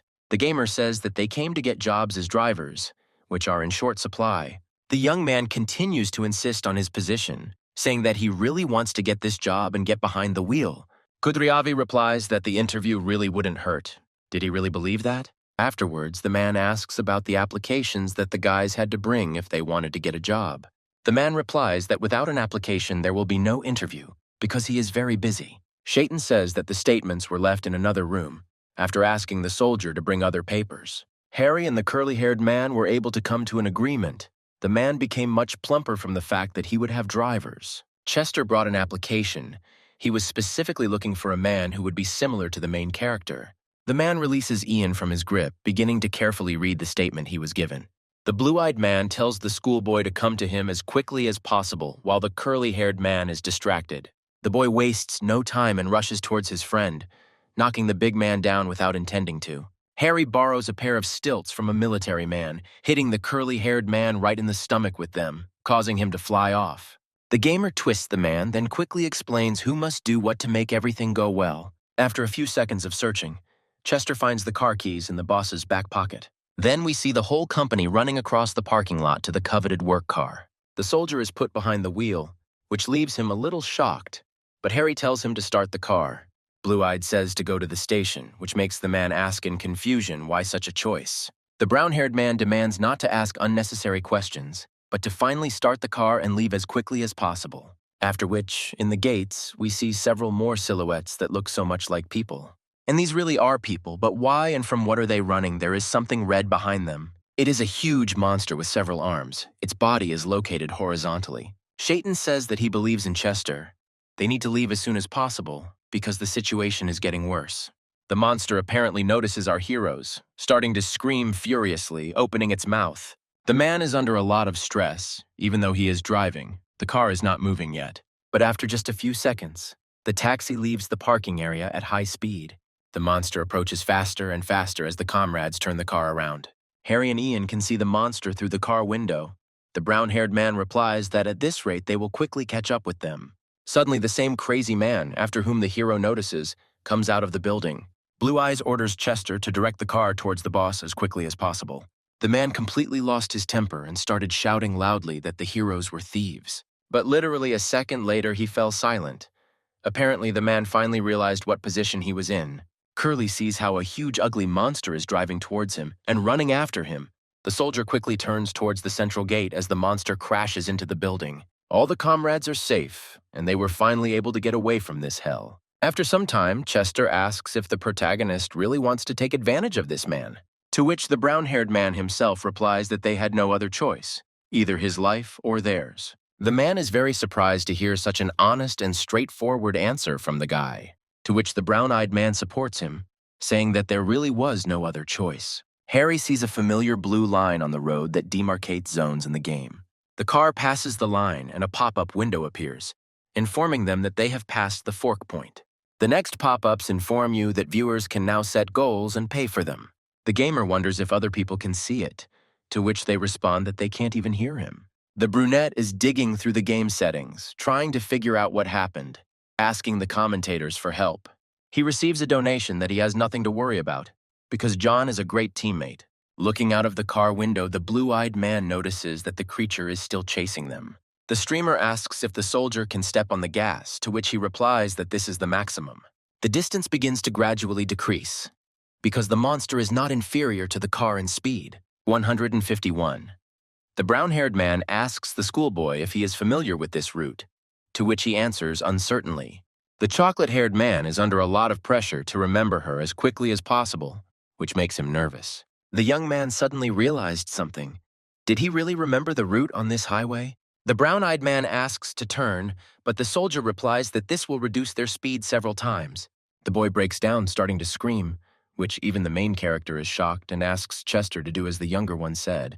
Jan tries to explain the way while the guys are still being chased by a huge monster at high speed. The heroes reached the descent and began to gradually pick up speed, fortunately for them.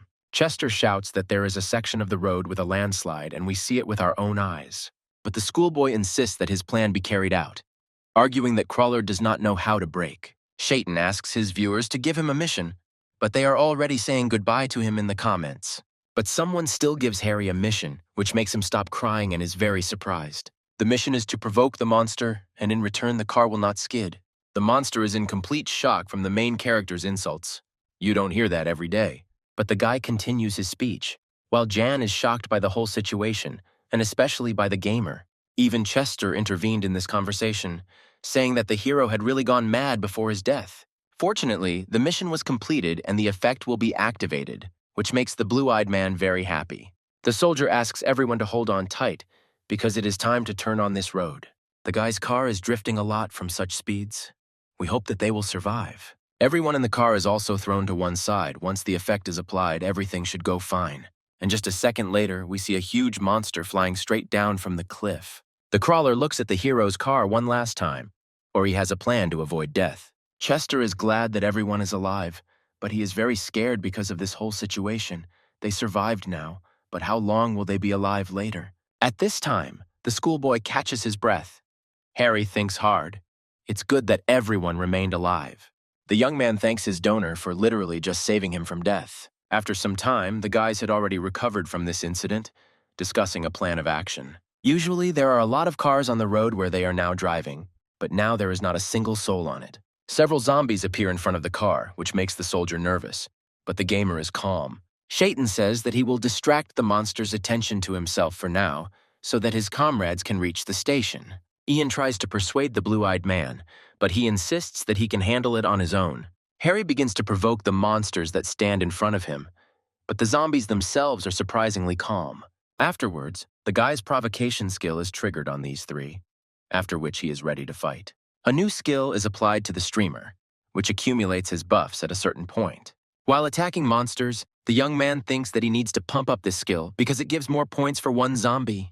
We see the main character pierce the monster's neck with a knife without hesitation. He then deals with other zombies as well, his fighting skills having greatly increased over time. This time, the knife ends up right in the monster's skull, Harry skillfully wielding his weapon.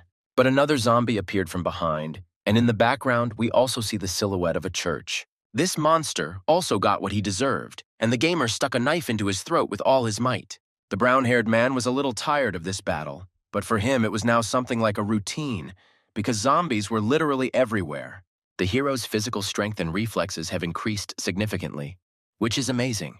Following a strange noise, the boy sees a man being bitten by a zombie while he curses someone. The brown-haired man hides behind his back, thinking about what he saw. The man called Bob, who is the mayor of the city.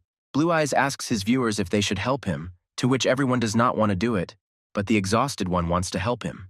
Harry decides to help, and all because the exhausted one then gave him a mission when the young man needed it so much. The man begins to scream in fear, asking at least someone to help him, because he is defenseless. We see the blue-eyed man approach, and with a quick movement kill the monster that was nearby. A man lies in front of him, covered in tears and snot, no longer hoping to survive.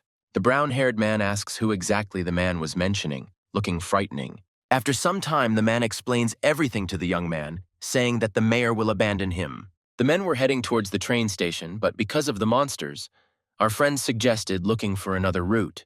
But the mayor threw the man out of the car. He had completely gone crazy when the apocalypse began.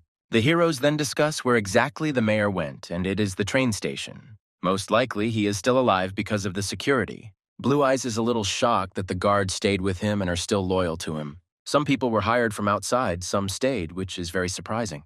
Shaitan notes that it looks as if the mayor is needed by someone in power, and that is why he is being looked after so much.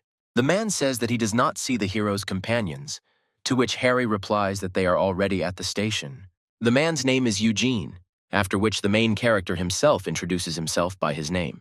But upon hearing the boy's name, Eugene began to break out in a cold sweat and become very nervous. A civil servant notices a girl standing alone in a dress in front of the entrance to the station. Blue-Eyed thinks it's just a girl, but what is she doing here alone while the man is still scared? Harry covers the man's mouth when he tries to name her. He doesn't want to attract attention. A little girl has no business being alone in a place like this. Her dress is covered in blood. She is covered in blood and black stains. We see her sharp teeth and disheveled hair. The audience says that the gamer is unlucky, to which he asks what it is and how dangerous it is. Blue Eyes asks to assign a mission, but later finds out that it costs a whole 100 yen. For the audience, 1 yen is like 10,000 won for a young man in times of famine, which the gamer cannot believe. The streamer tries to deal with all the tension by calming the man down, asking him not to talk. Suddenly, we hear some sound from the station itself, to which the girl reacts. She opens her mouth, which is full of sharp teeth, and runs towards the sound at great speed.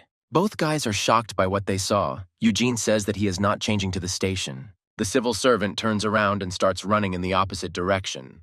But the man falls down the stairs, and in front of his body we see the legs of that same girl. Eugene looks up, saying that there is another one, but isn't it the same one? The girl looks scary, her hair fluttering in the wind, allowing us to see her face.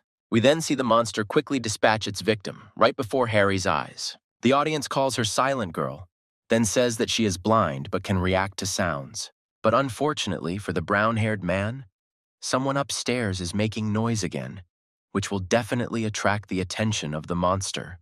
The girl carefully approaches the blue-eyed man while he continues to stand in one place. Suddenly, the gamer's new owner gives him a new mission: to freeze in front of the monster, and then there will be a reward in the form of the fact that if he touches her, she will lose her hearing. Blue Eyes is glad that someone paid for the mission, but at the same time he is also very worried. Silent Girl walks right past his face, causing Harry to become very scared, but he continues to stand. The gamer breaks out in a cold sweat that quickly rolls down his chin. Harry is worried that the monster might have noticed him, but even so, he continues to stand. Blue-Eyed closes his eyes in fear. He cannot understand whether she noticed him. But a moment later, the streamer opens his eyes and the girl walks past him, fortunately. The mission was completed, and the effect is now activated. But the hero himself falls off his feet from the strain. The gamer returns to Eugene's body to see how badly he was hurt. The spectators advise him to get up, but Harry himself reaches for the government employee's wallet. The brown-haired man takes away the department's statement that he is a civil servant. This will help him in the future. But suddenly, Eugene becomes a zombie and heads towards the main character. What will he do? Blue Eyes clearly didn't expect that this girl could infect zombies with a virus from ordinary people. But the gamer doesn't hesitate to stab his former friend through the throat, which is surprising.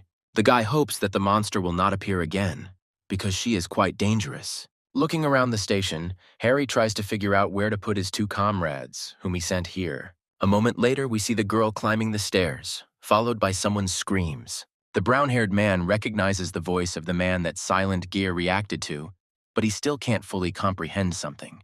Blue-Eyed turns around, saying that he is leaving, to which the audience laughs at his reaction. But the user of the new owner sets a new mission, which says that Harry must save his friends. The main character's reward will be 20 yen. After hearing this, the blue-eyed man stops. Afterwards, he looks around the station again to figure out how he should proceed. The young man enters a local eatery. The audience thinks that he is hungry, but Shaitan has a different plan. The brunette really has something in mind.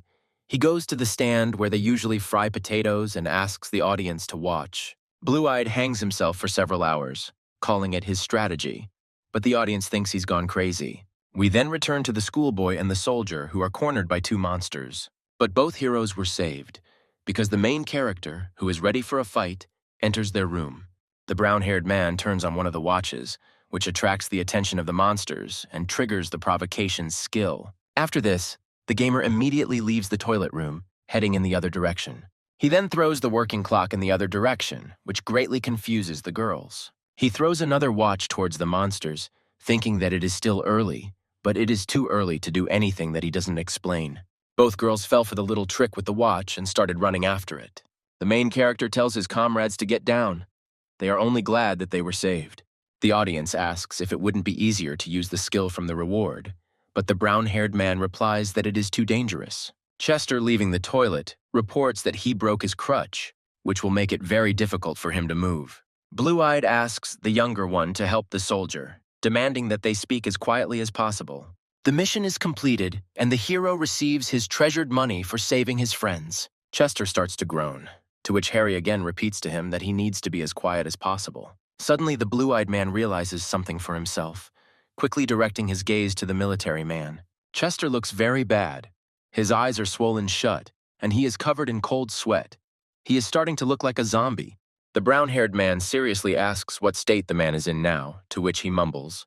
The protagonist grabs Ian by the hand and walks away from Chester in a different direction, as he could turn into a zombie. We see a soldier standing alone. Harry mentally apologizes to him, but they have no other choice. The brown-eyed man doesn't understand what's happening and starts crying, because this is his friend. But the brown-haired man asks him to leave, but his facial expression makes it clear that the young man also regrets it. There is no one at the station, which means the train is most likely not working. It is dangerous to just stay here. The gamer tells the schoolboy that they need to get out of here as quickly as possible, but we hear wheezing from behind. Chester points at something with his finger. Apparently, he hasn't completely turned into a monster yet. Harry turns in the direction the soldier is pointing to see what's going on. Blue-Eyed sees something that really strikes his gaze. Apparently, it is a scoreboard. Surprisingly, the train will arrive soon, but how could the streamer not notice the board when it is so close? Shayton is amazed that the trains are actually still running, but there is only a minute left before departure. The gamer mentally thanks the soldier for the hint, saying that he will not forget it for a long time. The streamer thinks that he will definitely be able to thank him later, after his death. The heroes finally reach the train tracks. Harry asks to listen to him carefully. The elder asks the schoolboy to be careful because monsters will come out of the train. The brown-eyed man nods affirmatively with a slightly sad face. Apparently, the loss of his comrade was difficult for him. The loudspeakers announce that an arriving train is passing through this station. The boy is surprised that the radio broadcast is working. Because of this, the monsters will soon come running. The main character asks the younger one to climb into a box that is nearby in order to save himself. The high-speed train is already here, rushing between stations with a loud sound. We see a large monster and several small ones running right behind the train. Both heroes hid in the box, waiting for the monsters to disperse behind the train. Shayton wonders why the train didn't stop if this was one of its stops. One train is followed by another. The first train was just bait for most of the monsters. Blue Eyes climbs out of the box, asking the boy to sit in a safe place for a little while longer. Shayton says that he is not going to leave without his comrade, so he shouldn't worry. The gamer runs up to the second train to inspect everything and find out the situation. A beautiful girl appears before us who leads this passage. She does not see the mayor. Blue Eyes notices the long-haired one, who is looking around the area in search of the mayor. The main character remembers that he saw this girl before. We see him sitting at the computer in the old days. The news reported that this woman named Sophie caught a pickpocket with her own hands. The girl speaks out loud about Division 7.5 and how they will give her a place in a bomb shelter if she brings the mayor. Blue-Eyed thinks that her behavior is very different from what was in the interview. At first, the hero thinks about knocking Sophie out by force, but then comes to the conclusion that they need a driver. The brown-eyed one is already prepared to attack and uses body language to communicate his intentions. But the gamer does not intend to attack. He wants to calmly talk to this girl about the situation that is developing. But Jan climbs out of the box, showing a metal pipe. The girl does not understand at all what is happening. Longhair decided that both heroes wanted to steal her train in order to get to a safe place themselves. But the brown-haired man asks her to look at the piece of paper he is holding out, to see if it is really Eugene's card. Sophie, reading the paper, thinks that Harry is the mayor's man, even though you wouldn't know it by looking at him. Blue Eye says that it is true and he has a message for the typist that needed to be conveyed. The gamer announces that the mayor is dead. What is he doing? And what if the man suddenly shows up? The brown-eyed girl is very surprised by such words. Breaking out in a cold sweat, the situation changes dramatically. She really can't believe that it was true, starting to ask for details. Gar tells her a story he made up in which she easily believed. But hearing some sound, Sophie says to get out as quickly as possible, with which the hero clearly agrees. The The girl perked up again because her mission was to deliver the mayor, but what would she do without him? Shaitan says that the contract is no longer valid because the man died, which means she needs to deliver the guy. The long-haired girl gets very upset, breaks out in a cold sweat again, and curses. The girl agrees to give the blue-eyed man a ride because she needs a place in the bomb shelter. The streamer turns around, saying that they will take John with them, but under what pretext? Longhair points out that the boy doesn't look like a civil servant at all, so why should they take him? A schoolboy puts on a cute face to get Sophie to let him on the train, and she breaks down under his gaze. A few moments later, we see the train leaving the station at great speed. Both guys are glad that everything is okay now and they can leave the city safely. Chester, who has already turned into a zombie, runs out to the station. Apparently, he is seeing the heroes off. Moments later, Chester is knocked down by the mayor himself, who starts running after the train. Blue Eyes can't believe his eyes as Mayor Bob orders the train to be stopped. Sophie gets off the train to see who is screaming so loudly outside. The man is talking to the girl. She was supposed to wait for him, so what's the matter now? The protagonist says that it is too late to stop now, and she must take control into her own hands. Several silent girls are running right behind the man, so if they stop, they will all die. Longhair is very angry that Harry lied to her about being a civil servant. But Sophie accepts the situation as it is, because now nothing can be changed. The mayor continues to yell that they must save him, because only he knows the code. But the man still says the code, and that's the end. After which we see Chester getting close to his neck. Harry then watches as the mayor is bitten by his comrade, who is clearly shocked by the event. Afterwards, the hero asks if this can be considered a successful outcome, to which they answer positively. Blue Eyes tells the schoolboy to go inside. It's not very safe here. When she goes to the typist, she asks for an explanation, but the main character does not understand why. The girl's nerves give out and she presses the guy against the wall, after which he tells her his real name. It's better not to anger the long-haired girl. The girl asks who he is, if he could pull off such a thing. Blue Eyes says that he is just a passenger on this train and he never introduced himself on his business card. The brown-eyed woman says that she will now kick them both out of this train, after which the hero explains himself. Harry talks about Eugene's fate and how unfairly the mayor himself treated him. Shatton says he had no choice but to lie about being a civil servant. Sophie calls them stowaways because they dared to lie to her so brazenly about the man. The main character then mentions the interview, after which the long-haired one stops. Blue Eyes remembers that in it she says that some passengers may be stowaways due to special cases. The brown-eyed girl can't understand how he knows her name and why he knows so much about her in general. The girl is very embarrassed until she realizes that the gamer read her interview about work. The gamer is shocked by this reaction, after honestly admitting that he actually read this interview.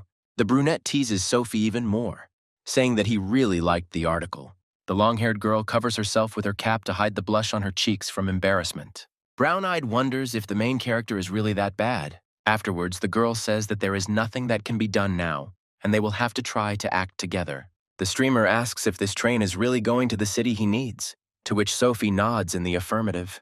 Then Shaitan asks about Division 7.5, and the typist knows about them, but not much. Longhair tells a little about this division. No one knows anything about them, and they only communicate via emergency communication signal. There is a small warm-up between the elders, which is allowed in the haystack. Blue Eyes continues to talk about Division 7.5, trying to find out more. But the girl herself knows nothing about them. She just suddenly received a signal from the division.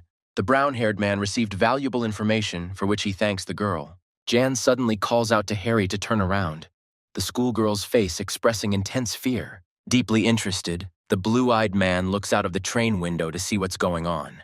There is a silent girl standing outside the window on a train, which makes the viewers themselves very scared and starts writing about it. The typist turns to see what's going on, but the hero asks her to be quiet. Blue-eyed is thinking about a plan of action. Apparently, because of the noise of the wheels, the girl has not noticed them yet. The brown-haired man covers the girl's mouth with his hand so that the monster cannot notice and kill her. The gamer is given a new mission, in which he needs to kill a monster in 5 minutes, and then he will be given a skill in return. The streamer complains that 5 minutes is too little, to which viewers say that he can handle it. Then the young man is given a new task from another user, which makes the young man very happy. User's new owner and Exhausted start arguing in the chat of the main character. The brown-haired man himself is a little shocked by this turn of events. What is happening at all? The main character doesn't know what to do, because before he had only one viewer, and this is the first time he has had such a problem. The brunette decides that it is not so important now, and then leaves the main carriage of the train. Harry goes straight to the girl. The audience supports him because they don't want him to die. Blue-Eyed opens the skill windows. Because of the noise of the wheels in the train, the girl basically does not hear the guy. The gamer activates the skill. If he touches the monster, it will deprive her of hearing for 1 minute. The brown-haired man touches the girl, which makes her very scared, and shudder. Silent girl quickly turns around, causing the blue-eyed man to jump in the other direction. The girl attacks the streamer, opening her mouth with sharp, bloody teeth. The monster heads away from the train. She gets closer and closer to the edge of the train. Harry still pushes the monster off the train and she falls behind the train. -1 problem. The brown-haired man checks to see if the monster really fell, but the girl grabbed onto part of the train. Blue Eyes is shocked by this. Apparently, Silent Girl has too much vitality because she is alive with her legs torn off. The gamer tries to throw off the monster by hitting her head with his foot, trying to throw the girl off, but the monster tries to grab the hero's sneakers, stretching out his hands so as not to die. But Harry stabs her arm many times to finally throw her off the train. The monster's entire arm is covered in blood from the numerous wounds that were inflicted on it just now. Silent Girl has finally left the train and will no longer bother or disturb its visitors. The protagonist once again checks with his gaze whether the monster has really fallen behind them. The brown-haired man takes hold of his hand and starts screaming loudly, which starts to disturb all the spectators. It was a skill that the hero gained from touching the monster with his hand. The mission was completed and the reward was received. The young man really did it in 5 minutes. Jan is very worried about his friend when he enters the train cabin. He replies that everything is fine. Sophie is amazed at how good Harry is at fighting monsters. She underestimated him. The long-haired one grabbed him, because she didn't think that he would actually go and sort things out with her. Suddenly, Harry slid to the floor. The schoolboy was very alarmed by his friend's behavior. Brown-Eyed says that they were able to catch a signal, after which the hero asks about the division. While they were being contacted, the division asked about the screams, asking what exactly was happening now. The girl says that if you go straight ahead, there will be a checkpoint at a stop ahead. Blue Eyes asks what about the mayor since he died before he could board the train. Brown-Eyed was told that the conditions had changed and that the train needed to be left to the mechanic. The protagonist sits down on the floor again. Sophie asks what happened to him and if the young man is okay. The gamer replies that too many things have gone wrong in his life to hold his head. A few seconds later, we see the train covering long distances at high speed. The information window states that it is better not to stop at the stop, and the guy asks the audience for help. The audience gives him a little hint, but then Sophie distracts him because the young man has become quiet. Harry asks if they can just skip the stops, looking at her seriously. The brown-eyed girl is a little surprised by this question, breaking out in a cold sweat. The protagonist gives several arguments why they shouldn't stop. Sophie agrees to his proposal, because if they are caught and locked up, they will be dead. They still don't trust Division 7.5, especially since the stops aren't operating normally. Brown-Eyed agrees with everything the main character says. She is ready to fight for her life. Shayton asks if there is a section between the station and the railway station that could block train traffic. The long-haired girl remembers about the branching.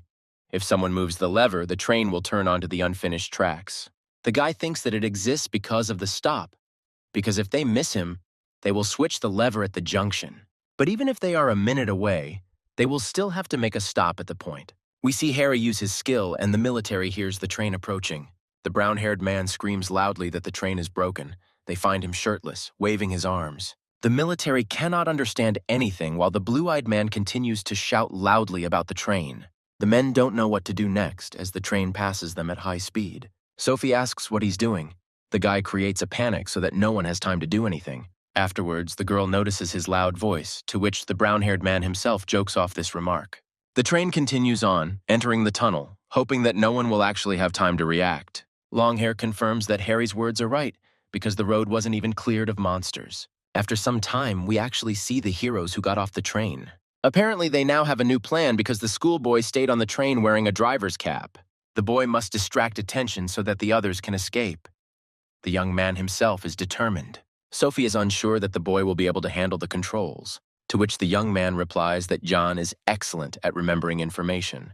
Going further into the forest, the guy sees a checkpoint, which is located not so far away. The point turns out to be smaller than the heroes think. Most likely, she does not suspect that the heroes are here. The young man suggests going around the hill, through the thickets of a small forest, which is located not so far away. The comrades notice that there are soldiers near them, who are walking around the forest from all sides. The men talk about what should be done with the heroes. If they resist, then shoot. The military doesn't even think about leaving people alive. They are so bloodthirsty. Sophie takes the hero by the elbow. She has a fierce look. It's really better not to joke with her. Afterwards, they say that they don't need to be killed, but can be used as labor.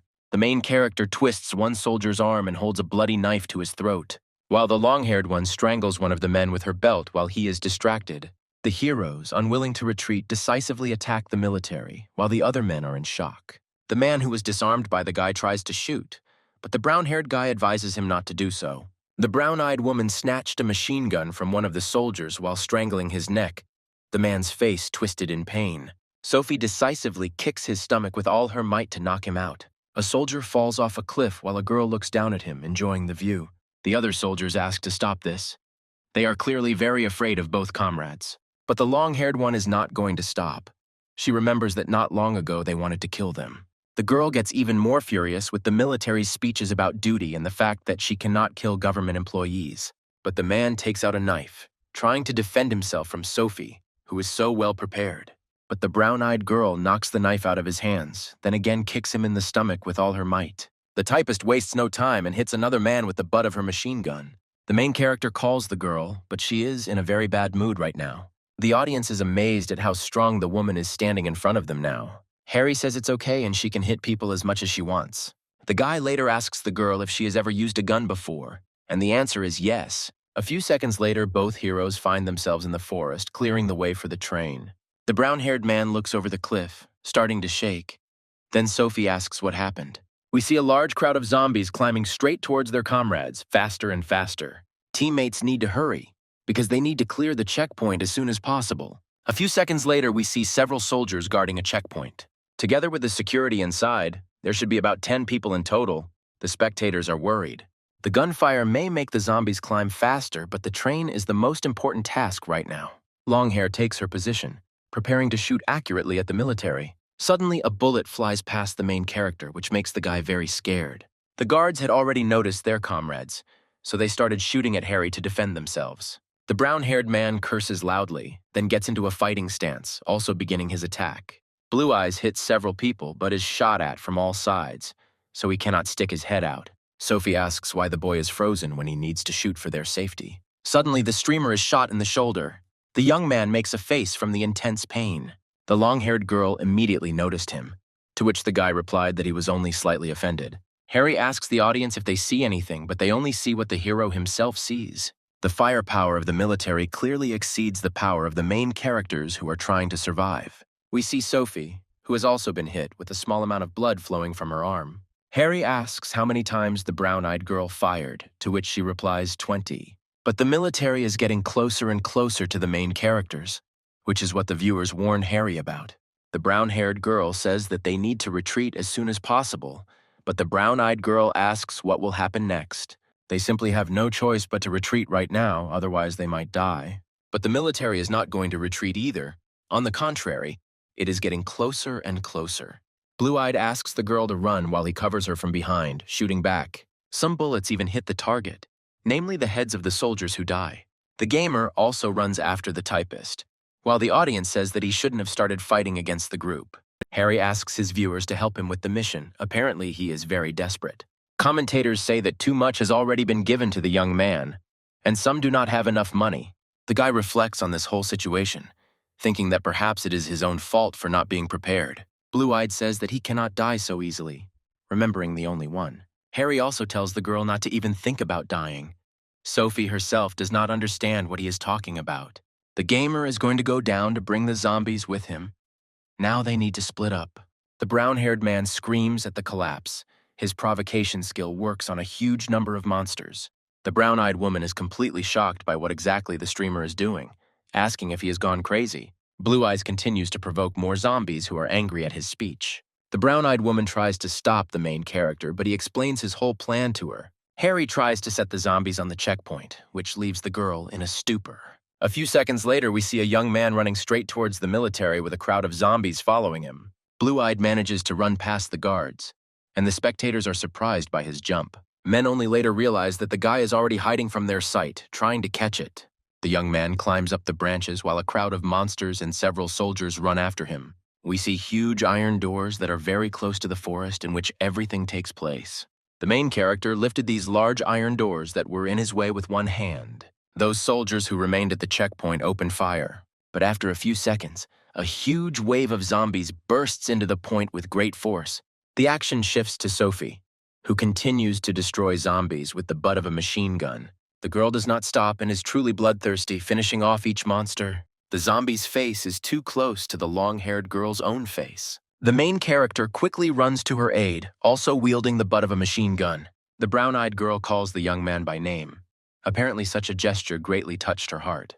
Brown-haired says that the monsters have changed their path. He asks the typist to grab him, but the girl herself does not understand what the young man is talking about and why she should grab onto him at all. Suddenly, the guy throws Sophie over his shoulder, holding her body with his hands. The long-haired one doesn't understand anything, but she doesn't resist Harry at all, who carries her. The brown-eyed girl can't answer the gamer because she's simply frozen in shock. But after a few seconds, the lady finally comes to her senses, finally responding to questions. Both heroes reach a fork in the road after Harry asks if Sophie can change the turnout. The zombie boy takes over while the long-haired one has to switch the translation for a minute. The brown-haired man moves closer to the metal doors, hearing the monsters killing people. The brown-eyed girl's hands are shaking violently from the stress she experienced not long ago. We see the blue-eyed one deal with the rest of the zombies to save himself. The girl finally switches the lever with her shaking hands, hoping that the train will arrive soon. The gamer asks how long the lady will continue to fuss, with her back to her, continuing to fight back. The typist replies that she has already completed the assigned task, and everything is ready for the train. The brunette takes Sophie in his arms again, throwing her over his shoulder. Perhaps it's faster that way. The long-haired one herself was not particularly delighted with such a gesture, making a displeased face. Blue Eyes says that the train is already very close. They need to jump on it as quickly as possible. Literally a couple of seconds later, a train appears in front of us, blinding us with its lights. The gamer suddenly realizes that the train is not going to slow down, but what happened to Jan? The next moment, we see the boy lying covered in blood on the floor of the train. Brown-Eyed reports that the monsters are getting closer and closer. They need to think faster. But suddenly, the provocation skill works on 2 more monsters. Who could it be? The blue-eyed man asks the girl to hold on tight, because this is the only way he can ensure her safety. He runs straight after the train to get on it by any means necessary because this is their chance for survival. More zombies are provoked towards the hero, and the long-haired one wonders why he is doing this. They can barely keep up with the train because it is rushing at full speed. But this is not enough for the brown-haired man. Why is he doing all this? What is his plan this time? The audience thinks that the heroes are never destined to get on the train and that it will leave without them. Commentators advise to leave the girl so that the hero himself can get on the train. But the brown-haired man hopes that his skill will work on as large monsters as possible. Suddenly, the skill works on another monster, after which the young man feels more confident. After the skill was upgraded, Harry's body abilities were increased to 100. Blue Eyes asks Sophie to brag more strongly, to hold on tightly even through the pain. The girl hits her back against the train, throwing her back with a loud sound and coughing. But she still managed to grab onto the train's handrail. Fortunately, everything will be fine with her. Harry himself runs as fast as he can to also jump on the train in order to survive. The provocation skill will work for 5 seconds, after which all the hero's powers will disappear. But the main character manages to jump on the train and help the girl not to fall off it and die. Both heroes break out in a cold sweat from the intense stress they have experienced. The comrades return safely to the front of the train, while the audience donates to the guy for this show. Blue-Eyed recalls telling his viewers that he did not die so easily. But at the beginning of the train, we see the cabin covered in blood. Could something have happened to the schoolboy? We see John again, lying on the floor covered in blood, with another body lying next to him. It turns out that there is a zombie corpse next to him, and the girl worries whether the boy is even alive. The main character pokes the boy with the butt of a machine gun to see if he is alive. One of the spectators suggests punching the boy in the head right away, which leaves Harry in complete shock. Blue Eyes is very tense, and other commentators are asking him not to say such things. The brown-haired man is already trying to wake up the young man with his own hands. Sophie is also worried about her fellow traveler. Here we hear wheezing sounds from John. Could it be that he was bitten by a zombie and started to transform? Both heroes are very worried about the younger one, starting to yell at him to wake him up. Suddenly, the brown-eyed man jumps up from the floor, continuing to make different sounds, which frightens Harry. Blue Eyes is ready to kill the boy and do it quickly so that he doesn't suffer in the body of a zombie. but the schoolboy rubs the back of his head saying that it hurts a lot. But it's good that everything is okay. The protagonist drops his weapon and grabs the younger one by the cheeks, bringing him closer to himself. The brown-haired man asks worriedly if his friend was bitten. Apparently, he had become very attached, but the boy clearly remembers that he was not bitten. He killed a zombie and slipped on blood. The streamer hugs his friend because he thought that he died, or even worse, turned into a zombie. But one of the viewers says that it is better to first examine the student's entire body and then hug him. At this point, the elder fully examines his friend's body, hoping that his actions did not bite. After examining him, Harry is glad that Ian was not actually bitten, and Sophie also breathes a sigh of relief. But then the brown-eyed man asks how exactly they both ended up on the train, since he didn't stop it. Remembering this, the long-haired girl wonders where the main character got such strength from. The boy is shocked by what he hears, while the blue-eyed one tries to deny it. From even more information, the schoolgirl's face changes even more. He asks not to throw people into trains anymore. Shaitan says the looming threat gave him more strength and motivation, which is why he was so strong. The guy asks to let go of his throat, to which Sophie apologizes, and then we see a signal from the radio. Suddenly, the loudspeaker starts broadcasting, asking who exactly is riding on the train. The typist breaks out in a cold sweat. This is Division 7.5, and she doesn't know what to do. The brown-haired man himself is not very happy about this message. Viewers assume that everyone at the checkpoint died, but the next second, the guy picks up the radio and starts talking to the division as if nothing had happened. The man on the other end of the line asks if the young man has passed the verification procedure. The gamer says that they fixed the breakdown on the train, arrived at the point, but found themselves in the midst of a battle between zombies and people. The young man says that he is the only survivor. The driver asks to be run over by the train because of a zombie bite. Harry covers the girl's mouth, because she is already about to object to the fairy tales that the guy is telling. But then the main character says that he can't hear the division well, asking if they need to go to the city they're going to. The person on the other line answers affirmatively. Then the connection ends, and the long-haired girl is already scolding the young man. It's better not to go into that city now, because it's surrounded by the military.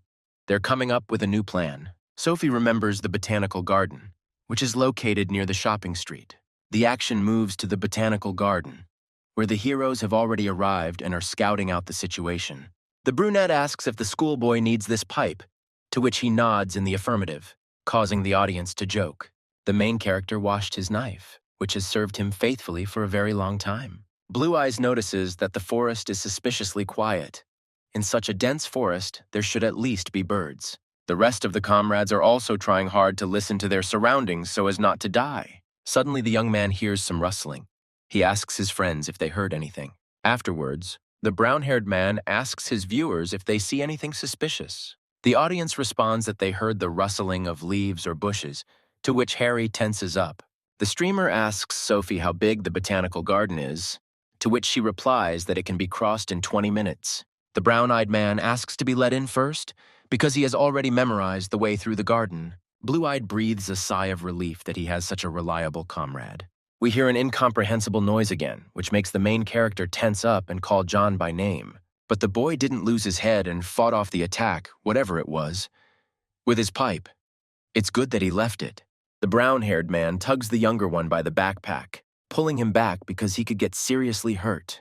An ordinary branch appears before the comrades. So what was it, and how was it able to attack them? Afterwards, the blue-eyed man tells his viewers that this is too much. I think they themselves are in shock. Now in the path of all three, there is a large monster tree that blocks their path. The audience calls the monster a Trelty, the result being that the entire botanical garden is teeming with these monsters. Suddenly, the monster begins to pull its roots out of the ground, clearly preparing to attack. But the girl is not one to be timid, and she wastes no time in attacking the monster at its roots. Despite its fast attacks, the Trelty is very slow, so it's best to run away from it in the other direction. Jan continues to lead the heroes through the botanical garden because he has an excellent memory. But the tree monster is already here, which makes the main character very scared. Will they be able to escape? This way the comrades will be able to break away, because the creature is really quite slow. But suddenly, we see the roots getting closer and closer to the blue-eyed one. The blow comes very close to the main character, but he was able to dodge at the last moment. Sophie is very scared by this attack and worries about the gamer himself, who fell to the ground. Longhair understands that right now they need to do something that will help them in the battle. The monster is very large compared to an ordinary person, which makes it even more frightening. The schoolboy tries to escape from the Trelty by rising from the ground, but the monster is already right behind him. Blue-Eyed orders the boy to run forward. As soon as they break through, they will follow him. The brown-eyed one hesitates, and because of this, the root manages to injure him. Things are really bad. Harry shouts at his friend to leave as quickly as possible because the boy will not survive here. The younger one still listens to the older one and cleans up, but at parting he tells them to survive. Both heroes fight tree monsters as their numbers increase. The long-haired girl chops them with the butt of a machine gun, loudly screaming about how she's already fed up with this. But the blue-eyed man notices something strange. His skill that works on monsters does not activate. Viewers suggest that this is because the monsters are not targeting him, as they have no eyes or ears. The skill only works when Harry himself starts to provoke the trellis with his attacks. Afterwards, he asks Sophie not to attack the monsters, because they determine the presence of an enemy through touch. Longhair is a little shocked by this information, saying that they are at a disadvantage. The brown-haired man suggests getting out of the garden from the opposite side, to which the girl agrees. The action shifts to John, who has already reached the exit of the botanical garden. The boy realized that without the ground, the tree monsters would not be able to run after him, so he was on the cobblestones. The young man remembers how kind Harry was to him, worrying about his life no less than his own. Suddenly, the schoolboy turns into the store, although they had agreed with the group to meet at the entrance. He looks around the store from the outside through the glass doors, and it seems like there really is no one there. The boy in front of some food from the shelves. What his plan is right now is unknown. The brown-eyed boy is very determined. He wants to help the team in any way possible. The young man makes a torch from the things he took from the store. He is really smart. Apparently, he was going to burn down all the trees in this botanical garden, but that's not the best idea. And the boy actually brings the homemade torch to one of the Trelty, causing it to catch fire. The creature makes strange sounds from the pain it is experiencing right now, being covered in fire. The trees run away, but at the same time they spread fire to each other as they move. What will happen next? The schoolboy continues to burn the monsters while they try to escape in fear, but one of the trees is rushing straight at the boy. It is completely covered in fire, so he could get hurt. Ian jumps to the other side to avoid getting hurt by either the fire or the monster. The next second, one of the trees is torn to pieces, which the boy himself did not expect. The schoolboy does not understand at all what exactly is happening here, how the tree could explode. We see how the entire forest is gradually covered in fire, as the monsters quickly spread it. Now all your monsters turn their gaze to John, who was also standing with a torch. The monster is already very close, but the young man is trying to escape from them all as quickly as possible. But then suddenly someone pours water on one of the trees while the boy is lying on the ground. The brown-eyed man can't believe his eyes because the monster really did stop. This is a man who is watering trees with a hose. He tells us to come to him quickly because the tree will also explode soon. The gray-haired man was right. The next second, the monster explodes right in front of John's face. The man takes the boy by the hand, but he says that he has comrades who need to be saved. The gray-haired man says that now there is no need to think about comrades, but you need to think about yourself. The man continues to lead the young man into the thicket until he remembers that there was no path on the map. The grandfather runs to the hatch, which he opens, and then throws the schoolboy into it. The brown-eyed man doesn't understand anything at all, and is trying to get up from the floor where he was thrown. The boy looks around the room while the gray-haired man calmly walks down the steps. Jan asks where exactly they are because he has never seen anything like this before. The man sits the boy down on the bed so that he can recover from such a shock. The grandfather says that this is his home, which the man built before the end of the world began. Afterwards, the gray-haired man asks where the boy himself is from, since he is wearing a school uniform. Brown-eyed remembers his companions, but his grandfather tells him to forget about them, since they most likely died. Nayan continues to stand his ground until the gray-haired man starts shouting to tell the boy. Grandfather says that it is best to go out when there is sun, because then the trees will calm down. The man is still trying to convince his younger brother that it is dangerous to walk alone on the surface. Brown-eyed calms down and decides to come to the surface only at sunrise. At this time, the grandfather offers the boy some canned food, which he has here as a reserve for emergencies. The schoolboy is hesitant about accepting food from strangers, but the man insists. The younger one agrees with his grandfather's words about the need to eat well before a sortie. The brown-eyed man cries because of how delicious the man's food is. Apparently, he hasn't eaten properly for a long time. The old man offers to wash down the canned food with water, feeling sorry for the boy for his difficult fate.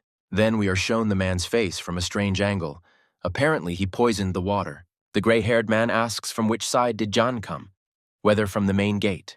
The young man says that they came here by train, talking about his friends. The schoolboy, like an open book, answers any questions the old man asks, without even thinking about the consequences. Grandpa has a strange face again.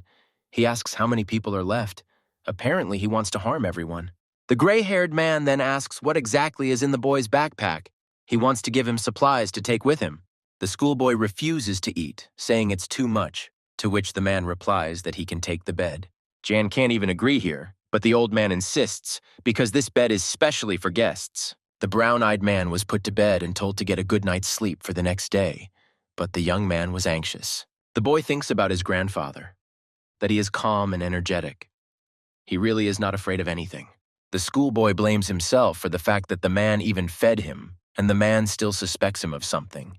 Thinking about his friends, the boy is very worried that suddenly they have nothing to eat or drink at all.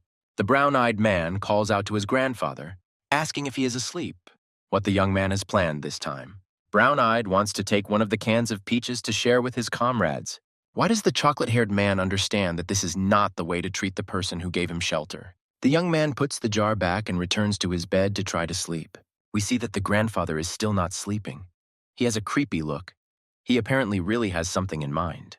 The action shifts to our protagonist and Sophie, who continue to fight. Longhair says she lost her gun when she rolled down the hill, so they are unarmed. Blue Eyes asks if the scary one is okay, to which she replies that it's just a trifle. While his comrades were running back and forth, Harry lost his direction, and the spectators say that they are having a hard time. But the brown-haired man's attention was drawn to one Trelty that was going in a different direction from the others. We see the same polar bear cub we met earlier sitting on this tree. The plush toy actively waves its hand at the hero, while he finally makes out the silhouette. Does the bear really want the blue-eyed one to follow him? But then Sophie shouts at the guy. He grabs the long-haired girl by the hand, saying that they need to go in a certain direction. The brown-eyed woman wonders if the hero was able to remember the way to the central entrance. The bear jumps down and the brown-haired man says that he has finally come down, but the lady does not understand what he is talking about. The plush toy picks up speed, moving a little further away from the main characters. The blue-eyed man already has 30 yen saved up, so he will open any chest that is offered to him. The brown-haired man sincerely asks for the chest to finally appear on his path, when suddenly something puzzles him. The streamer makes a big face. Is there really something so disgusting in front of him? There is a chest in front of the guy that costs 72 yen. The main character is very unlucky. The brunette is very annoyed by such price increases, comparing them to electricity bills. While the blue-eyed man is tearing his hair out in front of the chest, Sophie doesn't understand anything at all. The gamer tries to explain to her what the matter is, but she doesn't understand at all, because she doesn't see the chest. The long-haired girl tries to bring the guy to his senses by slapping him on the cheeks with all her might. Brown-eyed says that the monsters are advancing and they have no time to whine. The main character was completely depressed because of this chest, trying to figure out what to do next. Suddenly, water appears, but the blue-eyed man was thinking that they needed to get fire. The water washes over many tree monsters that stand right in front of their comrades. The trees suddenly stop, causing even the brown-eyed girl to be shocked by what is happening. A dark-haired man appears on the horizon, calling the heroes to him, supposedly to help.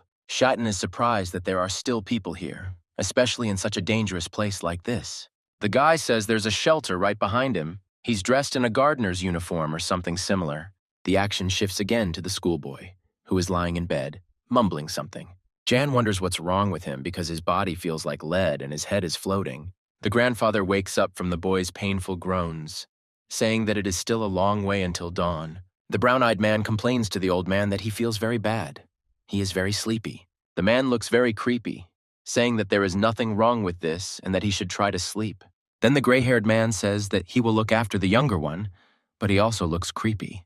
The brown-eyed man tries to get out of bed to look at the man. He wonders if he was really poisoned. The old man replies that it is better not to resist because otherwise he will feel even worse. Grandfather says that everything will be over by morning. But what does this mean? This is all his.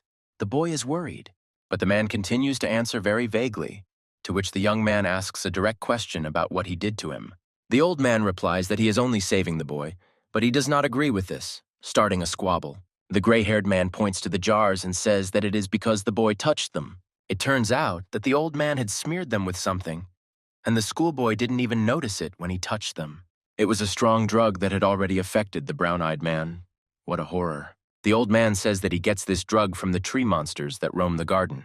The chocolate-haired man falls out of bed, to which the man says that the drug itself is no stronger than a sleeping pill. The gray-haired man helps the young man get up and then lie down on the bed, but Jan himself wants to be let go. But the creepy old man doesn't listen to him at all, replying that they can chat in the morning. Under the influence of the drug, the brown-eyed man really does fall asleep. But why would the grandfather do that at all? The action shifts to the main character, who's being persuaded to go to the bunker.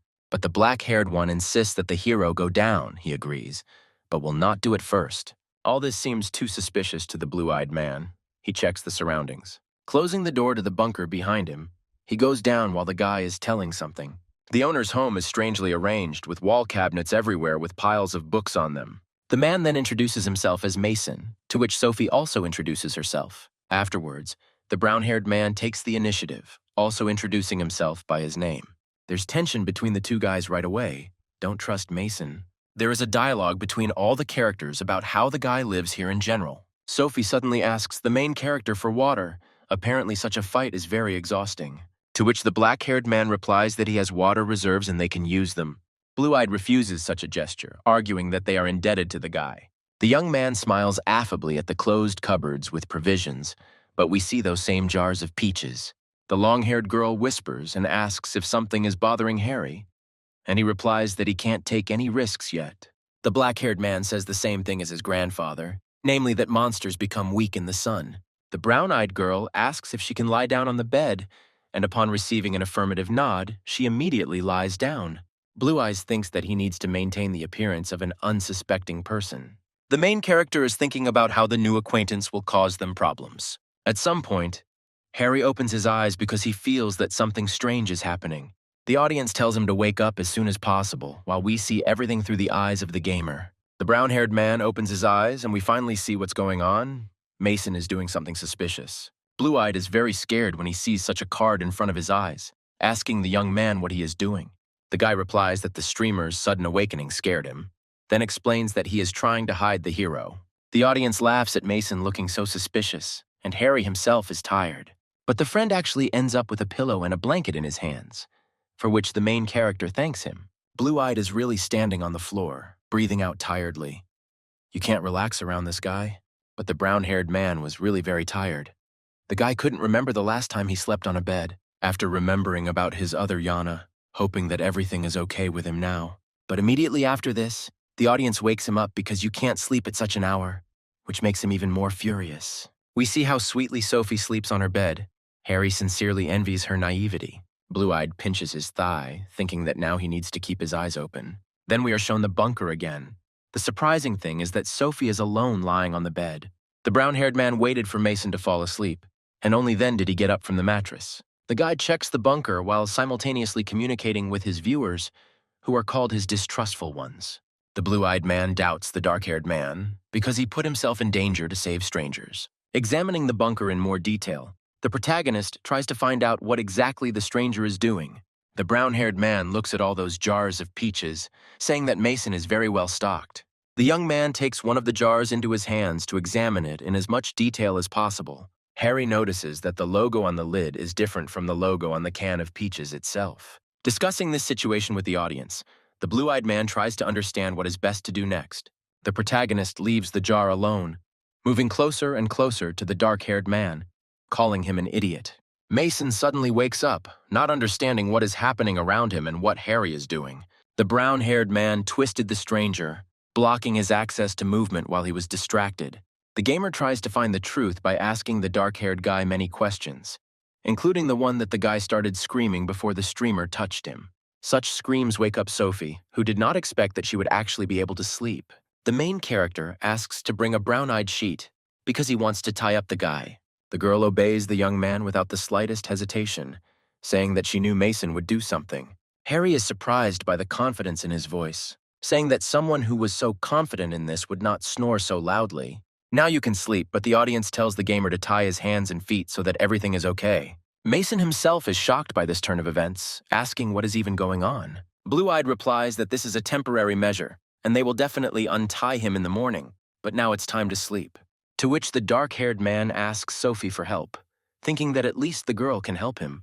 But the brunette doesn't care either. She asks to be patient until the morning because tomorrow everything will be different. The stranger asks for forgiveness from his comrades, who are very sleepy. Then we see how Mason himself has already fallen asleep. Although he was tied up and not in a very comfortable position, Sophie is the first to wake up from some strange sound that she hears outside. Longhair tries to wake Harry up so that they can figure out what's going on together. It turns out that the young man set an alarm clock before going to bed, but it is not the alarm clock that makes such strange sounds.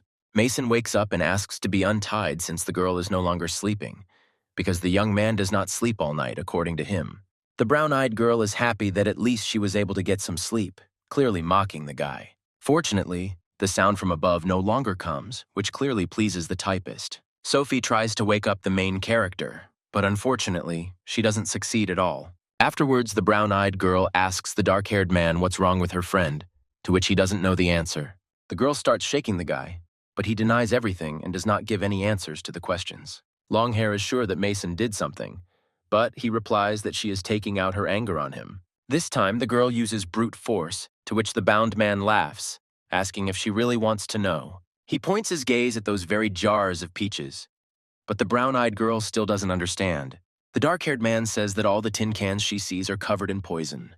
Dark Eyes says that he catches thieves like him and Harry because they don't know gratitude. Sophie is too angry for all this. She asks to give her the antidote immediately, but Mason shakes his head, replying that he doesn't remember anything about the antidote and that there isn't one. The brown-eyed girl runs out of patience and hits the guy in the face with her knee with all her might. The young man comes to his senses and replies that he didn't expect the driver to be so impudent. The girl swings her arm, saying that she has no reason to let him go if he won't tell her the antidote. But the dark-haired man looks distantly at the ceiling, answering that he doesn't need to be untied. Suddenly, Mason bursts into flames, causing Sophie to jump back from his body, clearly not expecting this. The guy says he had a lighter in his pocket and was wearing flammable clothing. Brown-Eyed calls him a complete list, watching him burn alive. To which the young man himself replies that she is a log that continued to burn. Apparently, he has gone crazy. Mason says that everything in the bunker is fuel for the fire, to which the girl tries to put it out, but she fails. Sophie needs to do something urgently because at this rate, Harry will die, just like her. The typist realizes that she needs to use the water from the hose in the bathroom as soon as possible. The dark-haired man tries to say at least one word clearly while the typist puts it out. The man breaks the ropes on his wrists. He is truly glad to be free. The young man takes the lady by the hand, at which point she throws the hose out of her hands, trying to get out. Mason pins the long-haired one against the wall, telling her to try to free herself now. The brown-eyed girl hits the freak with her knee in his crotch to get out.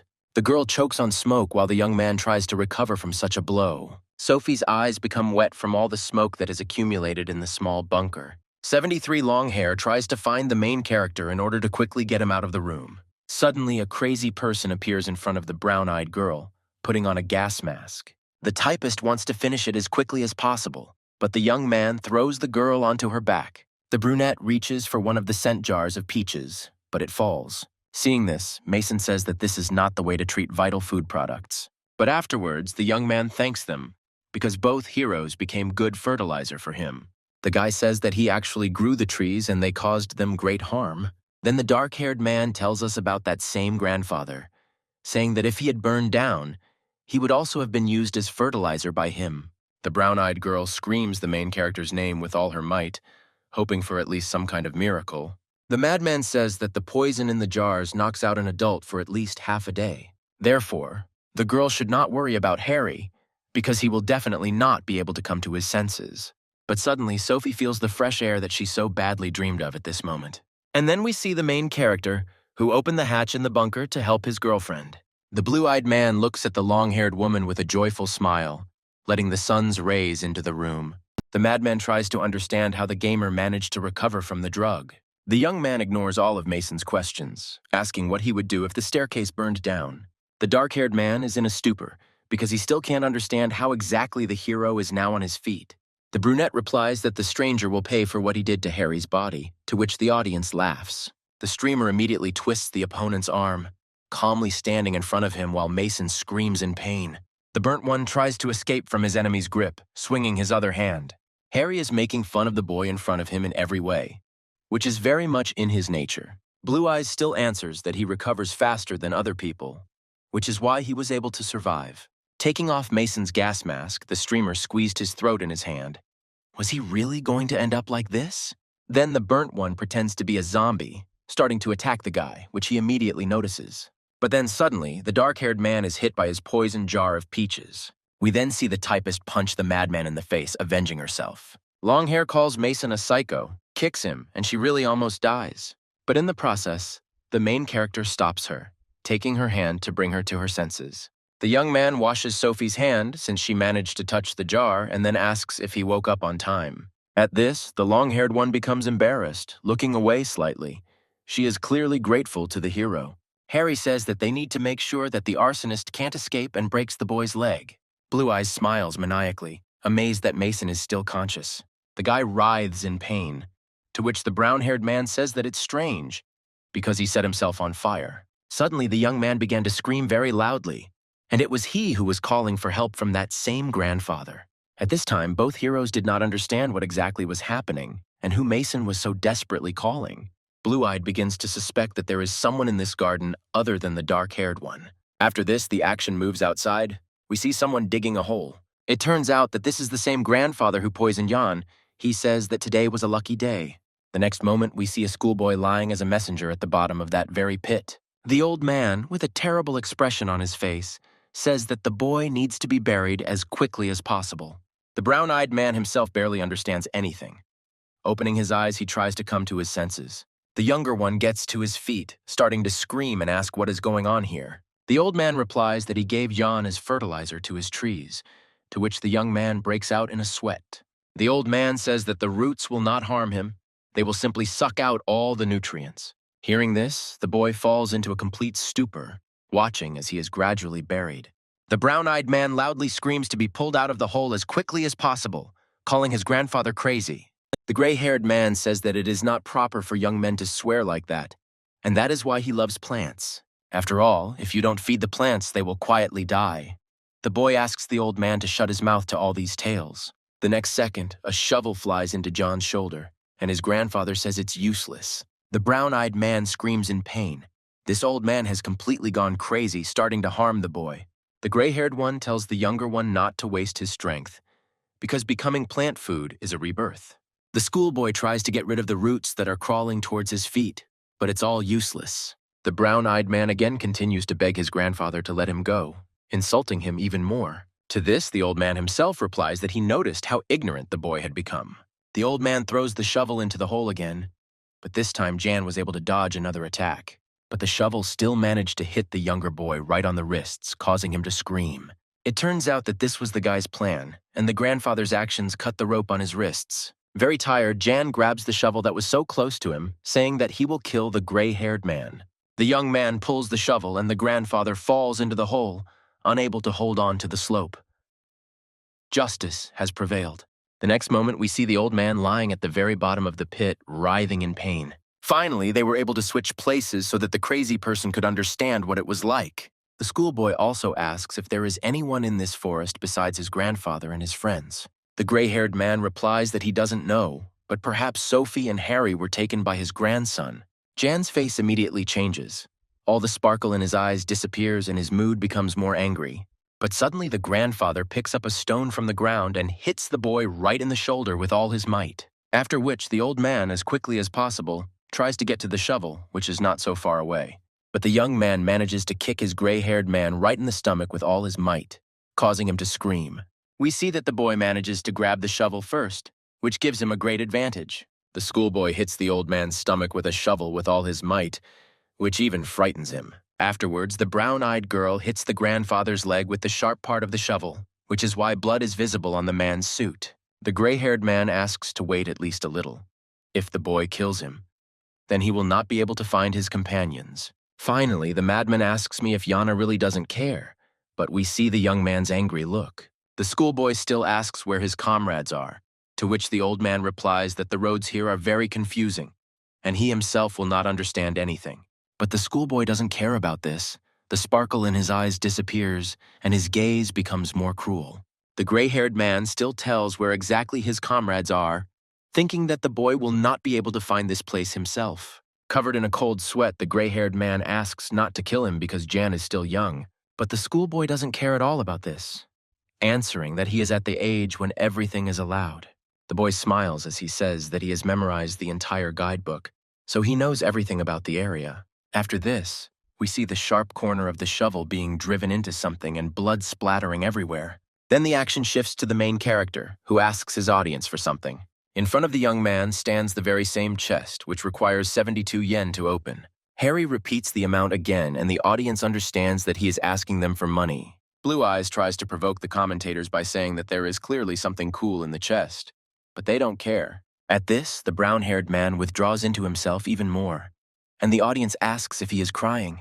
To this, the gamer takes everything into his own hands, literally. He tries to open the chest with his bare hands, but all attempts prove futile. The chest still stands completely invisible. The streamer tries to come up with something else, but viewers laugh at him, asking him to give up the idea. One of the spectators suggests spinning the roulette wheel, but the main character hears about it for the first time. But this doesn't help the blue-eyed man at all, because he won't be able to open the chest right now anyway. The user named is the only one asking if Harry really wants to open it. The brunette is already interested in the offer, but is the only one who sets his own conditions. Everything the young man earns belongs to only one person, but the boy agrees. The only one gives him 35 yen, after which we see Sophie looking for Harry. We see a young man emerging from the forest with an axe, saying that he was looking for a new weapon. And this axe looks really scary, because it is not an ordinary wooden axe. The action shifts to John, who finally climbs out of the hole, covered in blood and tired. We see how the gray-haired one is embraced by a large number of roots that suck the juices out of him. The action shifts back to Harry and Sophie, who are running towards something that is deeply disturbing them. It turns out to be a schoolboy, covered in sweat and blood, lying exhausted on the ground. There is a long trail of blood behind the boy, which suggests that he is dead. The gamer takes his friend into his arms and tries to bring him to his senses, saying that he is in shock. Blue-Eyed lifts the boy's body onto his back, intending to carry him to the medical center. Not far from them, the heroes find a small barn and decide to stay there. The brown-haired man swings his axe to cut the lock on the barn because they urgently need help. But the axe can't cut the lock. We see how the lock has lost 1 health point. Blue Eyes can't understand what's going on here and why his weapon is so weak. But after the second hit, the lock still gives in and breaks, receiving 2 points of damage. The protagonist rolls an iron cart out of the barn, but Sophie is very surprised by this. The next moment, we see the schoolboy being taken somewhere on this iron cart. After some time, all the heroes find themselves near the hospital building in a great hurry. The long-haired woman opens the front door of the room, saying that it seems like there is no one in the hospital. The brown-haired and brown-eyed women put the young man on a stretcher. The main character asks if the typist knows what to do, but the girl is not quite sure. The guy checks the shelves and finds absolutely nothing. The streamer is going to go to another room to look for some drugs there. Going out into one of the corridors, the young man hears some strange sounds and stops. Afterwards, the blue-eyed man asks his viewers if they heard this strange sound. Shaitan thinks that this is another villain, and if this turns out to be true, then Jan is in great danger. The next second, the guy runs into the office with Sophie and the boy, saying that they need to leave immediately. Harry justifies this with his bad feeling, carefully adjusting the schoolboy's head. The boy asks Sophie to hold the boy's legs, when suddenly we see a female silhouette in the doorway. The brown-eyed woman tells the hero about this, and we see that it is a nurse who smiles sweetly. The woman talks about the smell of blood, which she felt so clearly she has big bags under her eyes. Sophie and Harry protect the body of the defenseless boy with their bodies, clearly not trusting the woman. But the nurse doesn't listen to him, walking deeper into the room, passing through doors. She really doesn't care about her own safety. To which she replies no. Because of this answer, the main character is very confused, because he did not expect this at all. The nurse replies that if they leave the hospital, the boy will die permanently. She describes what exactly happened to the schoolboy, as if she wanted to cure him. The long-haired girl says that they need to leave, because this girl is very strange. The nurse is behaving very inappropriately, saying that everyone says she is strange. The brown-eyed girl tries to move as far away from her new acquaintance as possible, but she doesn't pay attention to it. The girl shows her student ID. Her name is Karen and she studied at the nursing department. Blue Eyes is very surprised by this, asking the viewers if there are supports in this game. The nurse asks to let her help this boy, because if he just stands there, he will soon die. The girl completely goes crazy. assuming that the heroes would have done everything wrong and finished off the young man.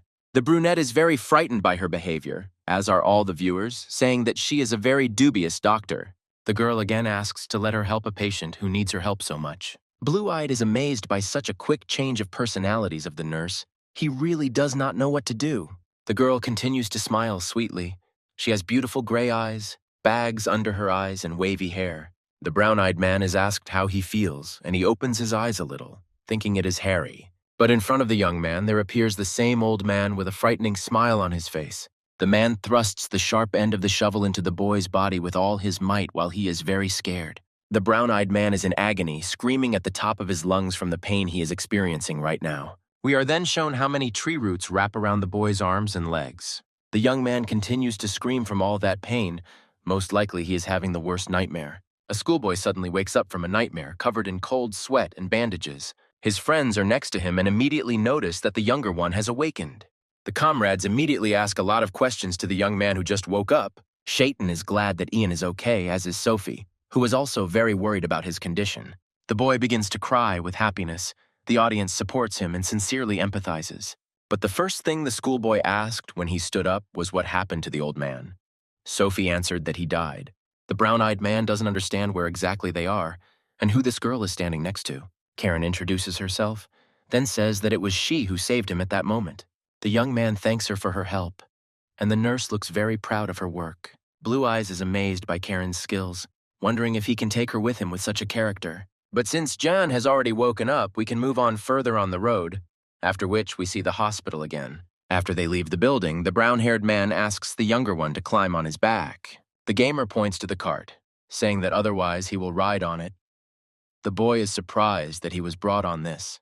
The protagonist then thanks Karen for all the help she has given him, while Sophie searches for something in her bag. The long-haired woman hands the girl several bags of food, telling her to take it. The whole team discusses the fact that the schoolboy needs to sit on the hero's back for now. At this time, Karen cannot understand anything, standing on the threshold of the university hospital. Longhair notices that something strange is happening because there are no zombies on the streets. The gamer agrees with her words, asking everyone to be on guard, even though everything seems very calm. Ian says he can walk on his own now, but the streamer insists he's not tired at all. But still, the younger one manages to convince the older one, after which Sophie asks if they are hungry. The typist points to the gas cylinders, saying they could use them to start a fire. Entering the store, the boy notices that it has a very pleasant atmosphere, becoming embarrassed. There are no zombies in the room, which is very good for the comrades who are examining the room. The boy suggests opening the refrigerator and seeing what's in there, but the main character dissuades him. Blue Eyes says that there is no sound coming from the refrigerator, so most likely everything in there has gone rotten. The schoolboy takes his hand back, saying that the elder is indeed right. By this time, the girl had already found everything she needed for her next meal and water. Harry thinks that there must be a 24-hour store nearby, and he is going to go there. The audience comments on this whole situation. Joking about the refrigerator, this question is closed. Shaitan says that he is poor before viewers donate and asks them to donate more often. The guy sweeps almost all the food that would still be fit for consumption off the shelves. Blue Eyes says that he'd better pass by the shelves with fresh food, because it's all spoiled. Afterwards, the young man says that he will go from this store to his friends, because he took everything he needed. But outside we see Karen watching the guy, which makes him very scared. Harry then asks the audience to pay closer attention to what is going on behind his back. The guy asks the curly-haired girl if she had been following him all this time, clearly not trusting the girl. Then the blue-eyed man invites her inside. The nurse with a sweet face is only happy about this. The brunette asks why she followed them if her comrades had already paid her for her help. Curly asks the young man to take her with him, because she is very useful and worries about Jan. The main character says that this is not true, because if she cared about the boy, she would have followed him. The thing is that the girl desperately wants to be part of the team, so she was following the leader. The streamer realizes that this is probably Karen's true essence, which he hid behind her injuries. Curly gains confidence when she thinks she's being useful, but now she's lost control of the situation. Blue Eyes agrees that she will be on their team, because the girl is really very useful. But in turn, the guy has his own condition for the girl to be able to join the team. The action moves forward a few minutes, when Harry has already brought food to his friends. Blue-Eyed says that he will cook right away, so it is necessary to prepare the dishes. The brown-haired man asks to trust him, because he always cooked on his own because he lived alone. Turning on the stove, the young man thinks that he needs to finish it in 30 minutes. Sophie and Ian are fascinated by his cooking, as it is the first time they have seen Harry cook something on his own. From what we can see, the main character really knows how to cook well. The food looks good. The young man flies everything masterfully, bending his fingers as if he really were a chef. The gamer really knows what he's doing, sometimes asking his friends to prepare food for him. The audience guesses that he did this whole performance on purpose, but for what purpose? Ian is truly amazed by his elder's cooking skills, while Sophie is simply shocked. The brown-eyed man, trying the food, starts to cry because the food that turned out is really very tasty. The long-haired one is also amazed by the taste of the dish, weaving everything into both her cheeks. But the main character himself eats everything that is on the table as quickly as possible, without enjoying the food. The younger one asks Harry to drink water, caring about him, because otherwise the boy's stomach will hurt. Suddenly, the blue-eyed man says that if he does anything reckless, they must accept it. The typist asks where he is going, since the brown-haired man has just finished his lunch. The action moves to the curly-haired girl, who is sitting near the store and waiting for the main character to arrive. The gamer calls the girl by name, which immediately makes her blossom, responding instantly. The nurse is glad that the guy finally came back for her, just as the brown-haired man promised. The gamer specifically set the condition that the girl must first wait half an hour. This gave the blue-eyed man confidence that Karen could indeed be controlled. Curly breaks out in a cold sweat, saying that she has already started to worry. The brunette notices that the nurse dropped her student ID card while picking it up from the asphalt. But Karen replies that she no longer needs her student card, and the young man is surprised by this. Blue-eyed notices that one of the first numbers on the ticket has been pasted over another. Kudryavaya admits that she is actually a sophomore, but after she encountered the military, she lied. After all, they said that the car would only fit a limited number of people and that they would only take senior students. But it still didn't help, and so Karen no longer needs this card. But the young man insists that the girl take her student ID with her, because now she has nothing to fear. This deeply touches the soul of the curly-haired girl, causing her gaze to soften even more and a blush to appear. Afterwards, the girl simply beams with happiness, thanking Harry for all the words he said. She will provide any help. The girl then asks if she can call the guy Mr. Harry, to which he walks away in shock, but now he has no choice. The brown-haired man is really shocked, and this is what makes the audience start making fun of him. The action shifts to Sophie and John, who stand with their mouths open and cannot believe their eyes. Both heroes are shocked that Harry did not consult with them before accepting Karen into the team. The main character tries to explain why he brought the curly-haired girl to his comrades. Both learn that the nurse was abandoned by her former comrades, and that is why she was alone in the hospital. Blue-eyed asks to accept his decision as it is and leave the girl. If they both trust the protagonist, then the friends are obliged to take Karen in because she has nowhere to go. The brown-eyed man agrees to this immediately, which leaves the typist in complete shock, trying to resist him. Ian says that it was this girl who saved his life, so he owes her a lot. Then the boy asks to accept Karen because she is all alone and it is not right to make everything out like this. The long-haired girl agrees with the young man's thoughts, saying that she will not be alone against it. After the heroes decided that they would all go together, the curly-haired girl's eyes lit up. Harry then tells the whole team that Karen said there are a lot of those trellis from the botanical garden here, to which both comrades respond uncertainly, since it has been very quiet here all this time. The gamer hits one of the trees with his axe and something pours out of it that doesn't look like tree sap. The others watch it from inside the room, discussing how it really doesn't look like juice. The streamer hits the tree again and the red mark on it increases. These were not health points. Blue-eyed tries to understand what this is.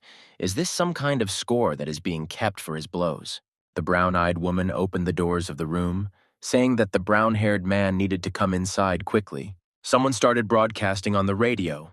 The man said that he was contacting people who were trying to survive on their own. He then tells them to come to the survivors' camp, which is run by one of the units.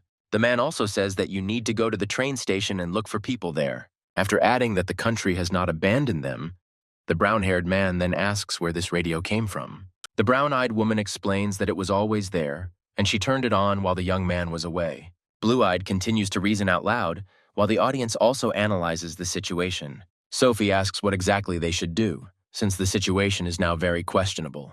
The streamer says that they need to go to the nearest bus station, looking at everyone with determination. The action moves outside. The sky becomes darker, but clouds also float across it. All the comrades follow each other. The schoolboy notes that it will most likely rain soon. Brown-Eyed says the bus station is very dangerous and she hopes Harry has a backup plan. The main character's real goal is the car, because if someone actually responds to the message, then perhaps he will have transport. At this, the curly one falls into shock because she does not want to harm anyone, because she took an oath. Harry finds it hard to believe, but Karen assures him that it is the truth. The schoolboy tries to calm the girl down, saying that someone will definitely just leave the car like that. But first, all the people need to get to the nurse's shelter, which is nearby. The girl points in the direction, saying that they have just a little bit left, and it is around the corner. Curly steps forward to show the way, asking people to wait a little longer. Then we hear some voices, and the blue-eyed man immediately tenses up, dodging to the side. He grabs the girl who is walking in front by the collar of her shirt and pulls her back behind the wall. We see another group trying to find something. They are discussing heatedly that it is something nearby. Afterwards, one of them says that we need to go to work.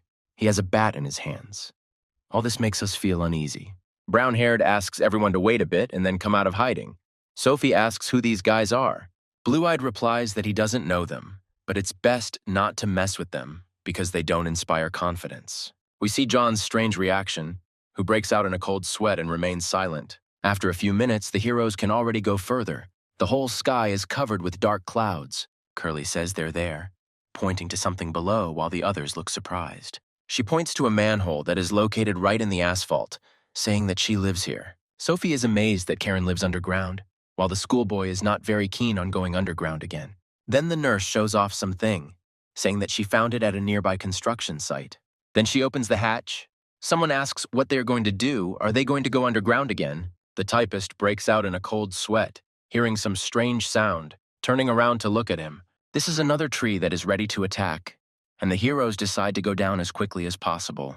Curly is asked to close the hatch cover and go down. The girl obeys this decision. We see part of Trelly, which is tied to a rope near the hatch. The curly one shines a flashlight on it.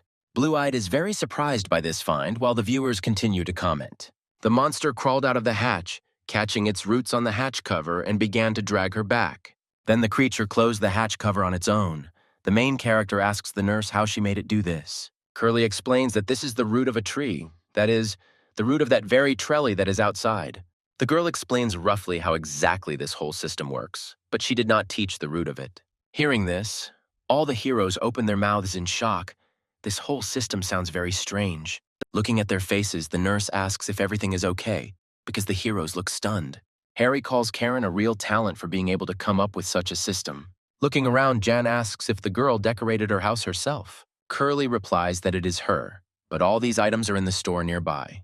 The gamer finds records of experiments on those tree monsters that are located above. The brown-eyed woman also notes how beautifully the nurse decorated everything here. The long-haired girl is surprised that the girl even has additional accessories. Karen is truly delighted by all the comments from friends about her beloved home. The typist continues to destroy the curly girl's house while the boy asks if they can spend the night. Suddenly, the main character puts Jan on the best bed, telling him that he needs to get a good night's sleep. Blue-eyed hands out extra sets of linen to everyone, telling them that they need to go to bed. Finally, all four friends settled down and made their bed linen. Looking at his surroundings, Harry reflects that today was a very strange day. Finally, the gamer tells his viewers to wake him up if something happens while he's sleeping.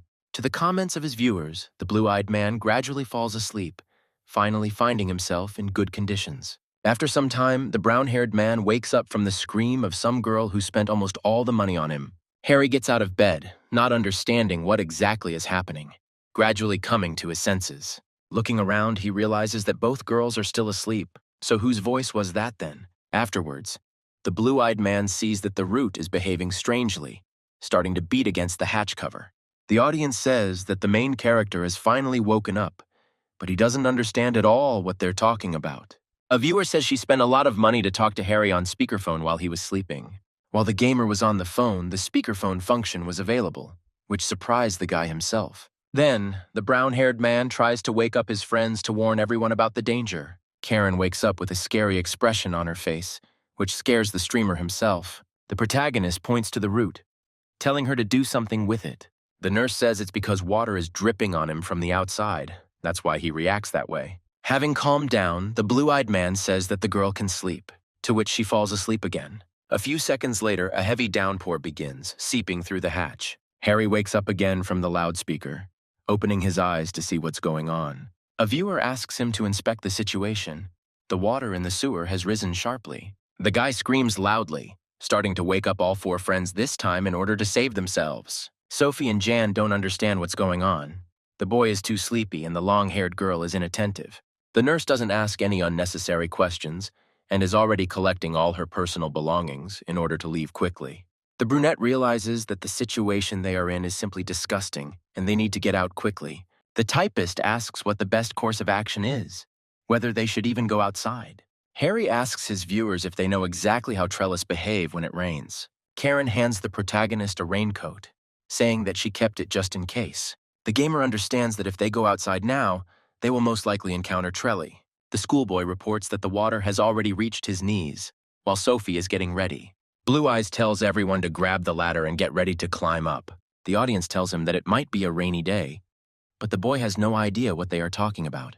The commentators explain that there are monsters here that are responsible for the weather, and they can arrange all this. But Harry takes the stone into his hands. He is really determined to take the most decisive action.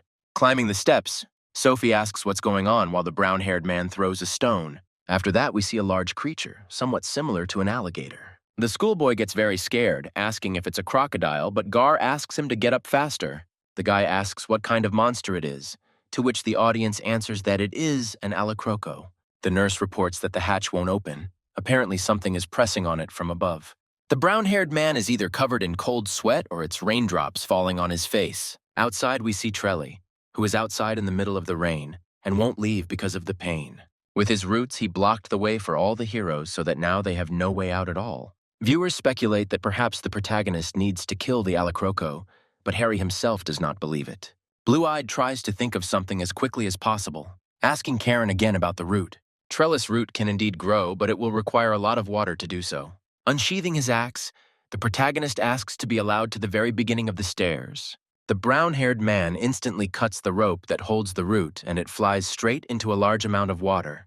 The gamer watches as the root falls into the water, waiting for something to finally happen to it. The audience starts to joke about how everything didn't go according to plan, but something starts to happen underwater. The streamer then asks if Karen will ever grow roots, which she finds. The girl is not sure about this because she has never thrown her roots into the water like that. The next moment we see the root emerge from the water, clinging to the walls of the heat. The brown-haired man smiles because his plan went exactly as he expected. We see how the Karen root, which has grown greatly, fights with the alicroco to the death. Now the roots cannot be stopped at all, and they continue to greedily absorb water. Eventually, the alicroco was defeated, the creature screaming loudly, arching unnaturally. The brown-eyed man asks if everything is going well, because the picture in front of him is not particularly pleasant. The rain from above has stopped, but Trelly, which Karen raised, has grown so much that even the viewers are shocked. The whole group climbs higher and higher up the stairs, hoping for their own salvation. The gamer continues to look at everything that is happening with a smile, clearly already thinking about something. Then the young man again draws the audience's attention to his axe, saying that it is not ordinary. The protagonist lets go of the ladder and falls straight into the drain of the canal, causing the audience to laugh. The rest of the team is shocked by his actions, but his viewers give him a common additional goal. Trelly needs to be killed with an axe, and Harry accepts the challenge, causing his friends to become worried. Curly doesn't understand at all what exactly the blue-eyed man is doing, but everyone tries to dissuade him. The streamer took this matter seriously, holding the axe tightly in his right hand as he headed towards the monster. The brown-haired man swings his weapon with all his might, raising it as high as possible, asking the audience to support him. Then he hits the tree with his axe with all his might, and we see a red mark. Trelly is hit with a provocation skill that will last for the next 10 minutes. The tree attacks the guy, but he manages to skillfully dodge its quick attack. Blue Eyes strikes the tree with his weapon again, this time with even greater force. The tree loses one of its limbs due to the impact, starting to leak sap. Harry is amazed at how good the axe is, but its true potential is still hidden. The long-haired girl is sincerely amazed by what she sees in front of her right now. Has the guy really gone crazy? The countdown of attacks is underway. The sixth is already underway. The schoolboy is also in complete shock from what is happening. But suddenly, the brown-haired man is attacked by several roots at once, which are trying to harm him. But the gamer cuts them down without hesitation. The count increases to 7. What will happen next? Viewers also participate by warning the streamer of impending danger. Thanks to them, the blue-eyed one again dodges the attack and cuts through the roots of Trelly. Having struck again, the count rose to 9. What will happen if it rises to 10? On the 10th time, the axe gains additional power, and Harry manages to cut the monster in half. The typist is amazed at what she found. Is the main character really that strong? It turns out that the countdown accumulates no matter which part you hit. The tree had already finished drinking the water that was in the canal, which is surprising because there was a lot of it there. But the blue-eyed man swings his axe at Trelly again. What did he have in mind this time? The young man decided to continue finishing off the creature, entering a new circle of his axe's countdown. A few minutes later, we already see the number 9 on the tree. The guy attacks very quickly. Harry tells his viewers about the firewood. He must really be having fun fighting. The young man makes another final 10th blow to Trelly, which again cuts the tree in half. The younger one is sincerely amazed by such strength of the main character, looking at him with surprise. Blue Eyes makes a lot of quick but not so strong blows this time, in fact. Brown-haired finally completes the mission and receives his reward. He is very exhausted. The gamer is really so exhausted that he can barely move. The audience supports him. Harry tells his friends that they can finally go down, to which all the boys are grateful. Jan asks the elder if the creature is really dead, testing it with his foot. Sophie asks him to move away from the creature because she is not at all sure that it is really dead. Karen is happy because she has more raw material for experiments. The hero himself is a little shocked. Blue Eyes says that we need to hurry because it's not that safe here, especially since the rain has stopped. The action moves outside, and we see that the clouds are no longer as dark as they were before. All 4 heroes are standing in front of some building, all very determined. Curly warns everyone that they are in a dangerous zone and need to be more careful. The main character suggests that everyone arm themselves, because it never hurts. The audience makes good-natured jokes about Harry already having a whole team, to which he chuckles affirmatively. Suddenly, everyone heard curses from the street and quickly hid behind the nearest shelter. We see a man outside the building. He has a bat in his hands. The guy is confusedly looking for something. Another man comes in who looks bigger, and they are both chasing someone. The third man tells them to be faster. They obediently obey him, running in the other direction. The typist asks what that was, while the gamer notes that they have seen these men before. Also, we can notice that all 3 people have the same tattoos, which means they are from the same gang. Then Harry notices the schoolboy's reaction, and he is covered in cold sweat. Brown-eyed still can't get out of shock, while his friends worry about him. Karen gently pokes his cheek to gently bring the young man back to his senses after the shock. The streamer asks if the boy is scared, then says that everything will be fine. But even after this, the schoolboy does not calm down much, sadly turning his gaze downwards. Harry is very worried about the younger one, saying that he will check the surroundings to calm him down. There is no one on the street, and the team can continue on their way. They calmly leave the store, looking around the area because the street is not safe. But suddenly, some man runs out at them, shouting loudly, asking what happened. The man says that he really wants to live, and the heroes are obliged to help him because he is in terrible danger. But a few minutes later, the man falls dead, as if someone had shot him. The young man was very shocked by this event. Could this really be the same gang that they saw? A scary man appears behind the man's dead body and says that he made him run. The man notices our heroes who are not doing anything yet. Then the bandit's gaze falls on the protagonist's hands, namely the axe that Harry holds in his hand. Several more bandits run up to the main one. The spectators are very worried, calling them wild dogs. Blue-eyed whispers to the boys to get ready to run. He doesn't want to expose them to such danger. The main one with green hair cheekily asks what exactly is going on here. He calls the brown-eyed man by name, pointing his finger at him, wondering if they already know each other. The brown-haired man turns to the younger one, very surprised, asking if he knows this man. The boy starts to sweat heavily. His face also changes very much. He is really afraid.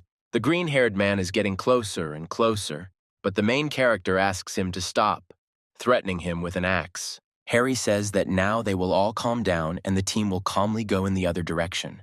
But the bandits clearly do not agree with this state of affairs. Apparently, they have something to do with the schoolboy. The head says that he and John haven't seen each other for a long time, and the young man doesn't even say hello. The brown-haired man says that he doesn't say hello because he doesn't want to. They can only say goodbye. The green-haired man says that he wants to talk specifically to the brown-eyed man. The brown-haired man shouldn't be responsible for him. Blue Eyes says that since nothing can be done, he will have to resort to this plan. The protagonist says that he has no choice but to make them feel sorry. The head says that the schoolboy and the gamer do not understand what they are getting into because they are losers. The green-haired man continues that out of respect for Jan in the old days, he will count to 3. The man counts to 3, then hits the streamer with all his might. But the streamer hits back with his axe. The chief doesn't understand what's going on, jumping away from the guy, but he swings again. Blue-eyed manages to seriously wound the enemy, so much so that blood flies in all directions. The rest of the bandits want to protect their leader and run as fast as they can to help him. But Harry manages to hurt them too. The guys really did underestimate the hero's strength. Both men are thrown a great distance away, clearly suffering very deep wounds. The green-haired man is clearly angry about this whole situation. He tries to get up from the asphalt. The main character approaches him, asking him to repeat the insult he said to the guy. Harry hits the man in the shoulder with his axe again, blood flying everywhere. The streamer asks the leader to continue, but he asks how long he will continue to act like a cool guy. The guy orders him to stand up and continue to resist. The audience laughs at the man's situation. The green-haired man actually tries to get up from the asphalt, taking the bat into his hands. The leader orders the gamers to shut up, but he replies that he is not a man's subordinate to obey. The man breaks out in a cold sweat, clearly becoming very nervous, asking the young man if he has any idea who they are, to which the blue-eyed man asks in response if the man knows who he is, clearly mocking him. The green-haired man's eyes turn white. He's really furious with the brown-haired man's behavior. Suddenly, the man gathers his strength and flies straight at the protagonist with his bat. But the main character, with the help of his super speed, was able to dodge another blow. Afterwards, he hits the enemy again with his axe, hitting approximately in the area of the man's leg. The green-haired man falls face down on the asphalt again, having never managed to deal with Harry and his weapon. The rest of the group runs up to the main character. The audience continues to comment on what is happening. Blue-Eyed does not tolerate insults from his opponents, attacking them with an axe. One man falls on the other. Both bandits become very clumsy. The brown-haired man continues to chop down his opponents with a stone face. He is really tired of this. The protagonist wipes the blood off his axe with one movement, ending the fight. The green-haired man asks Harry to stop. Does the man really have the strength to talk? The boss is very scared that the guy killed his subordinates, who were dear to him. Blue-Eyed continues to verbally toy with his victim, who looks so pitiful. But suddenly Karen intervenes in the conversation, asking Harry to stop. The girl offers to cure this guy. The young man agrees, because he wants to study the man. The green-haired man tries to do something to save himself, turning to Ian. But the brown-eyed man looks at the man with contempt and disgust. He is clearly not his friend. The brown-haired man finally asks the schoolboy what unites them, to which he replies that it is a man from a bad crowd with whom he was associated in the past. The hero is shocked by this right, but the boy replies that it was only once and now everything is fine. The brown-haired man doesn't really believe it, but the young man continues to explain the situation in detail. The green-haired man asks everyone to calm down and talk normally, without picking on each other. The streamer asks the bandit if what Jan said is true, and it turns out to be true. The protagonist says that this is excellent, raising his axe into the air, intending to make another strike. His eyes begin to squirm with fear. Is he really going to die right now? But suddenly Sophie comes up and asks if the guy is really going to kill him. The long-haired woman is glad of his death, but before that, the man must answer a few of her questions. The team tied the bandit to a tree that stood close to them all so that he would not escape. It turns out that they tied him to Trelly, and if the man screams too much, the roots will crawl out. The brown-haired man explains this point, but the leader is sure that everything will be fine because the sun has already risen. Blue Eyes is amazed that the man knows about the trellis, but then he tells them about their roots. Learning all the information about these monsters, the green-haired man is very scared of such facts. The main character himself admits to himself that all his intimidation is a lie, but the man falls for it. Shaitan recalls that another man said the same thing, begging him not to kill. Namely the man whose head the green-haired man smashed, asking to be saved. The man immediately gets very scared, telling them that their gang is called the Black Tattoo and consists of 20 people. The gamer asks what exactly they do. Do they just wander around and kill survivors? The chapter explains that it was because their truck had overturned and they needed parts to repair it.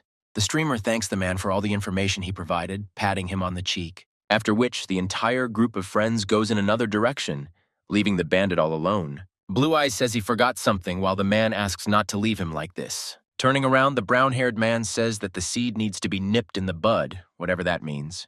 We see a large amount of blood covering everything around. Apparently the bandit was killed.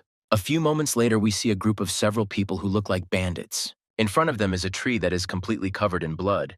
Apparently, it is the green-haired one. And indeed, the man is still tied to this tree, but he is long dead or unconscious. One of the men asks if he should report this to his boss.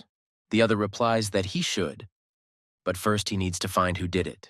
The bandit looks like the leader. It seems that the man was tortured and it was done cruelly. One of the subordinates finds the rest of the body, called the blonde captain. The gang moves closer to examine the picture in as much detail as possible and draw conclusions. The group of men continue to discuss out loud who exactly could have committed such barbarity. Since the body is still warm, the gang decides to look for the killer in the area around the crime scene. The man with the temple says that today he expects a lot of funerals, approaching the bodies. Then the voice introduces us to a man. His name is Jin. I wonder who this voice is. This is Ian, who explains exactly how everything works in this gang, completely representing the man. The brown-haired man continues to think about all this, to which the boy says that he is sorry for causing so much trouble. But the blue-eyed man says that there is nothing to worry about, because sooner or later they would have met on their way. Then the brown-eyed man talks about how everything happens inside the gang. The boss creates several squads. The gamer asks if these 3 guys were from the patrol, because it looked something like this. And yes, it really is a patrol squad that carries out the boss's orders. Shaitan recalls that there are only 20 members of the gang, asking if there are really only 17 left. The whole group turns to the right and sees a truck covered in blood. Jan remembers what the leader is talking about. The streamer decides to see what exactly is in this van, asking if there were any infected there. The nurse attracts attention by saying that all the insides of the car are broken. The guy approaches her to do the inspection himself and the action. The car is not in the best condition. Blue-eyed is amazed at how bad the truck is in. Sophie asks if the car was damaged by the infected. The hero replies that it was indeed so. Shaitan asks what kind of pirates would destroy their own ship, and the audience also comments on this. The guy looks around. I feel someone's gaze on me, asking everyone to wait a little. The young man goes around the alley swinging his axe, but the man asks him to wait. The man asks not to attack him while shouting loudly at the top of his lungs. The main character says that a person must say who he is if he doesn't want problems. It turns out that this man is the driver of this truck, who was able to miraculously escape. The streamer asks the schoolboy if he has seen this guy before, and it turns out that he hasn't. The driver says that he immediately realized that the whole group was not those guys, because there was a schoolboy with them. The man was accosted by several guys with tattoos, who then smashed the heads of his comrades. The driver breaks out in a cold sweat, asking if they have seen another man in such a uniform. Harry thinks about the fact that the man doesn't yet know that his comrade is dead, then asks where the bandits went. The driver points to the south. The blue-eyed man replies that it does not intersect with their path. Everything is fine. Why, even the man himself is shocked, because he expected a completely different reaction from the guy. Breaking out in a cold sweat, the driver asks how he is, to which the streamer replies that he is on his own. Are they really not going to go south? Do they really not need a car? The man asks these questions. Blue Eyes replies that it was there that they met the guys from the Black Tattoo Gang. But the man begs all 4 friends not to go north, because they can't get there without a car. The brown-haired man turns to this statement, not understanding what exactly the driver is talking about. The man talks about how there are too many monsters there that kill almost everyone. In fact, those who arrive by car do so calmly because the monsters do not touch them. The main character asks the audience if they know about this, to which they tell him about the detector. Blue-eyed understands that in reality they cannot cope without a car. The man says that the vine has spread everywhere and there is practically no salvation anywhere. The brown-haired man suggests going north, but at this time the brown-eyed man persuades him to go south. The boy is very worried about the streamer's condition, because these bandits are very strong. The elder replies that there is nothing scary about them, and the boy does not need to worry about this at all. The driver intervenes in the conversation, saying that Harry is truly an amazing person. The young man is embarrassed by the fact that the audience is commenting so much. You don't see that often. The man who was driving this truck finally introduces himself. His name is Jacob. He sits with joy. Shaitan thanks Jacob for all the information he provided, wishing him luck. The man looks at him with disappointment, because he thought that they would go together. The main character says that even if he really wanted to take the driver with him, he simply cannot. The audience, like the man himself, does not understand what is going on, but we see a small wound on his hand. Karen immediately understands what is being discussed, after which Harry says that this is not just an ordinary scratch. Jacob thinks it's just a stroke, but the nurse immediately realizes that these are symptoms of an infection. The gamer says that the girl is a medical student, after which the man becomes even more worried. But the driver still asks for help, sitting on the asphalt in complete despair, covered in cold sweat. Jacob asks if it will be okay if he cuts off his own arm, thus saving his body. The streamer is very scared by what was said, because he did not expect such a turn of events. Karen tries to talk the man out of amputation, leading him to believe he could die from blood loss. The nurse explains in detail to the driver the risks of this operation. Having listed all the disadvantages of the operation, the girl asks if he really wants to do it. The main character asks to leave Jacob alone, but the curly-haired girl insists on her own, because she needs permission. Blue Eyes says that if a lot of time has passed since the infection, then they will only speed up the man's death. But the driver agrees to all the risks of this operation because he really wants to live and will do anything. Breaking out in a cold sweat, Jacob says he doesn't want to die such an unfair death. Brown-haired asks Karen to disinfect his axe, to which she immediately agrees. The gamer asks his viewers to give him a mission to save this guy in order to prolong his life. The audience is very skeptical, but in the end, 2 people chip in for 1 mission. Reading the mission, we understand that it is quite strange and cruel, which the hero himself understands. The girl hands the protagonist a clean axe so that he can finally get started. Blue Eyes also asks Karen if she knows what to do next, to which she perked up. The nurse gently closes Jacob's eyes to at least ease his pain. Harry asks what she's doing, because she's supposed to be holding a man's hand, not covering his eyes. Swinging the axe, the hero remembers that he must first cut off the fingers, because these are the conditions of the mission. The streamer asks viewers if he can cut off his hand first and then his fingers, but it's pointless. The driver opens his eyes. Apparently, he really was going to watch his hand get cut off. Hearing the scream, the schoolboy insists that they really are chopping off a hand, to which Sophie exhales heavily. The brown-eyed man flinches again, and the typist wonders what Harry has come up with this time.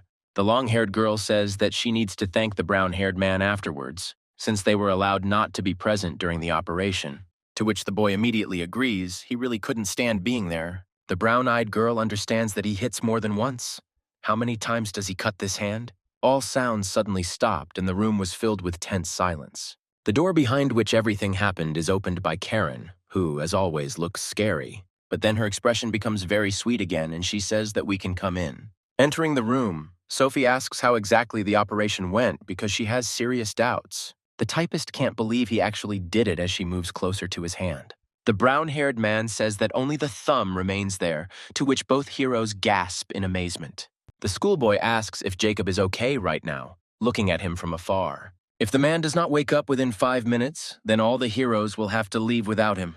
A group of friends can't wait long because a group of black tattoos is walking around them. But immediately after these words, the driver suddenly gets up from the bed, immediately coming to his senses. At first, the man does not understand what is happening.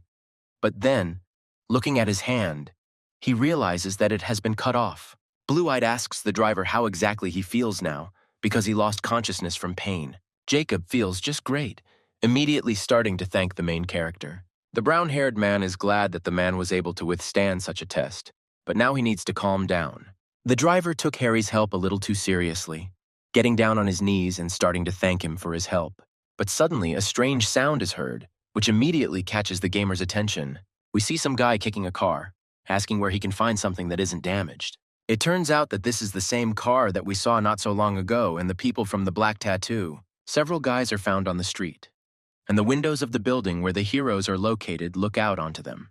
Both guys continue to discuss why the boss ordered this car to be restored. While both young men discuss the car, the blue-eyed man hides to eavesdrop on their conversation. Both guys say that the people who assemble these machines are not the best because then they don't work. One of the guys talks about going crazy. Harry comes to the conclusion that they are actually afraid of the boss. Then the blue-eyed man tells his comrades that there are 2 guys outside who are inspecting the car. Shatton says that the best thing to do would be to follow these young men rather than kill them. The schoolboy and Karen agree, but Sophie says it would be best to send 1 person to do surveillance. The gamer really thinks about this idea seriously, thinking about who would be better to send. His gaze falls on Jacob, whose arm was amputated just a couple of seconds ago. The action moves forward a few minutes, and we see the guys from Black Tattoo moving parts of the car. Hearing a strange sound, one of the young men stops to figure out what exactly is going on. The blonde guy asks his partner, the guy in the mask, if he heard anything, but he replies that he didn't. The driver was actually sent to follow these guys. He doesn't understand why he got it. The blonde drops the tire from his hands, seeing what is now right in front of them. It turns out to be Captain Jin with his subordinates. The man says that the guys are working hard. The temple asks the young men not to worry because he is not here for them, but is looking for someone nearby. The blonde one tells them about a man who killed 3 of their group, Black Tattoo. Both guys are in shock. She guesses that most likely the boss does not yet know about this incident. The temple says there is nothing to worry about as they will soon find the culprit. Then the group finally goes their separate ways. Jacob breathes out. It's finally over.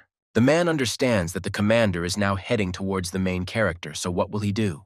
The driver doesn't know what to do. If he follows the guys, he will find the base. But the man decides that the most important thing now is to warn others about the impending threat. Jacob waits for the right moment to emerge from his hiding place unnoticed. After a tense wait, he finally managed to do it, and now runs as fast as he can to the main character. Arriving at the place, the man sees something that surprises him greatly. He even breaks out in a cold sweat. We see Sophie already fighting one of the bandits, bending his arms and striking him in the leg. The brown-eyed man also doesn't lag behind, starting to pour it right into the other man's face, spraying blood.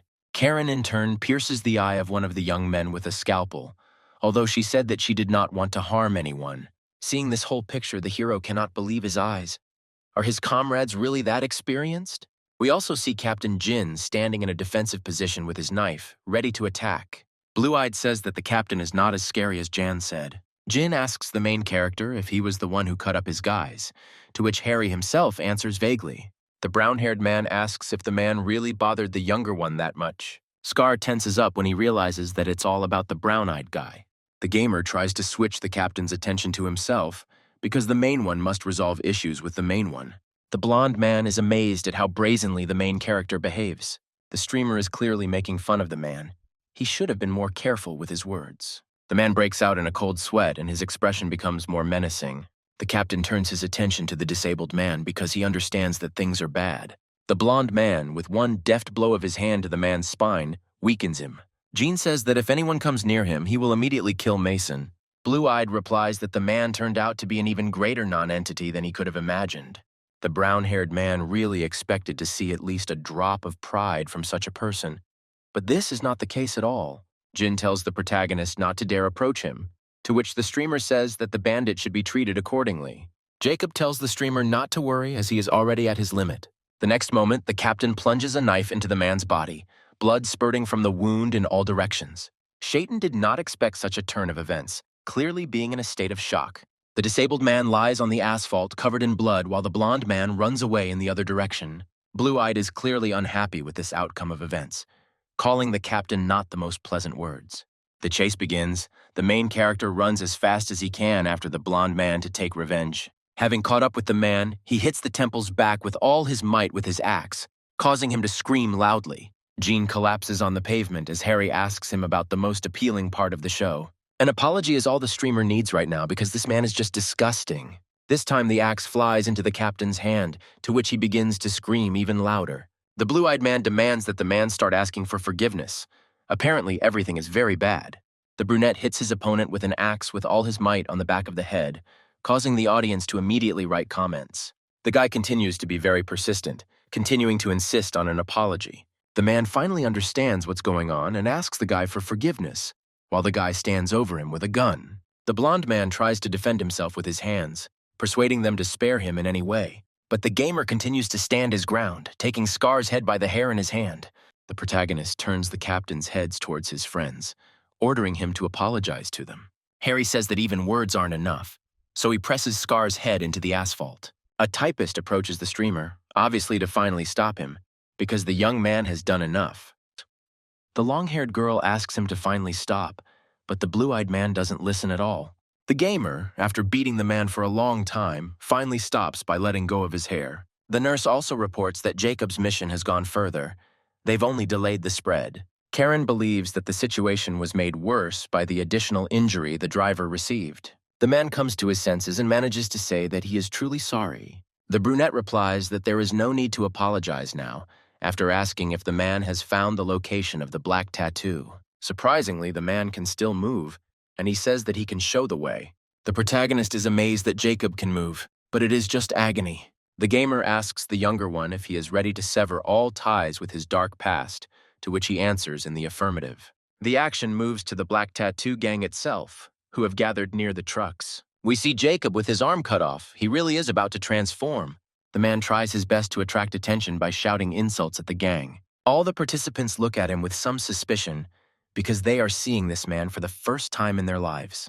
The disabled man asks the boss, and we see a red-haired man step into the center of the circle. The man is acting very aggressively. Apparently, this is the boss of the Black Tattoos, whose name is Harold. Jacob says that he came to kill the boss. He recognized him by the features that the schoolboy described. The red-haired man says that the man has gone completely crazy, as have his subordinates. The boss continues to respond to the driver very aggressively, intending to harm him as much as possible. One of his subordinates hands him an iron stick, which he happily accepts. The red-haired man reports that they have finally collected all the parts for the machines. He doesn't want anyone to be able to ruin it. The man literally seethes with pain. The veins on his face bulge and his gaze becomes more furious.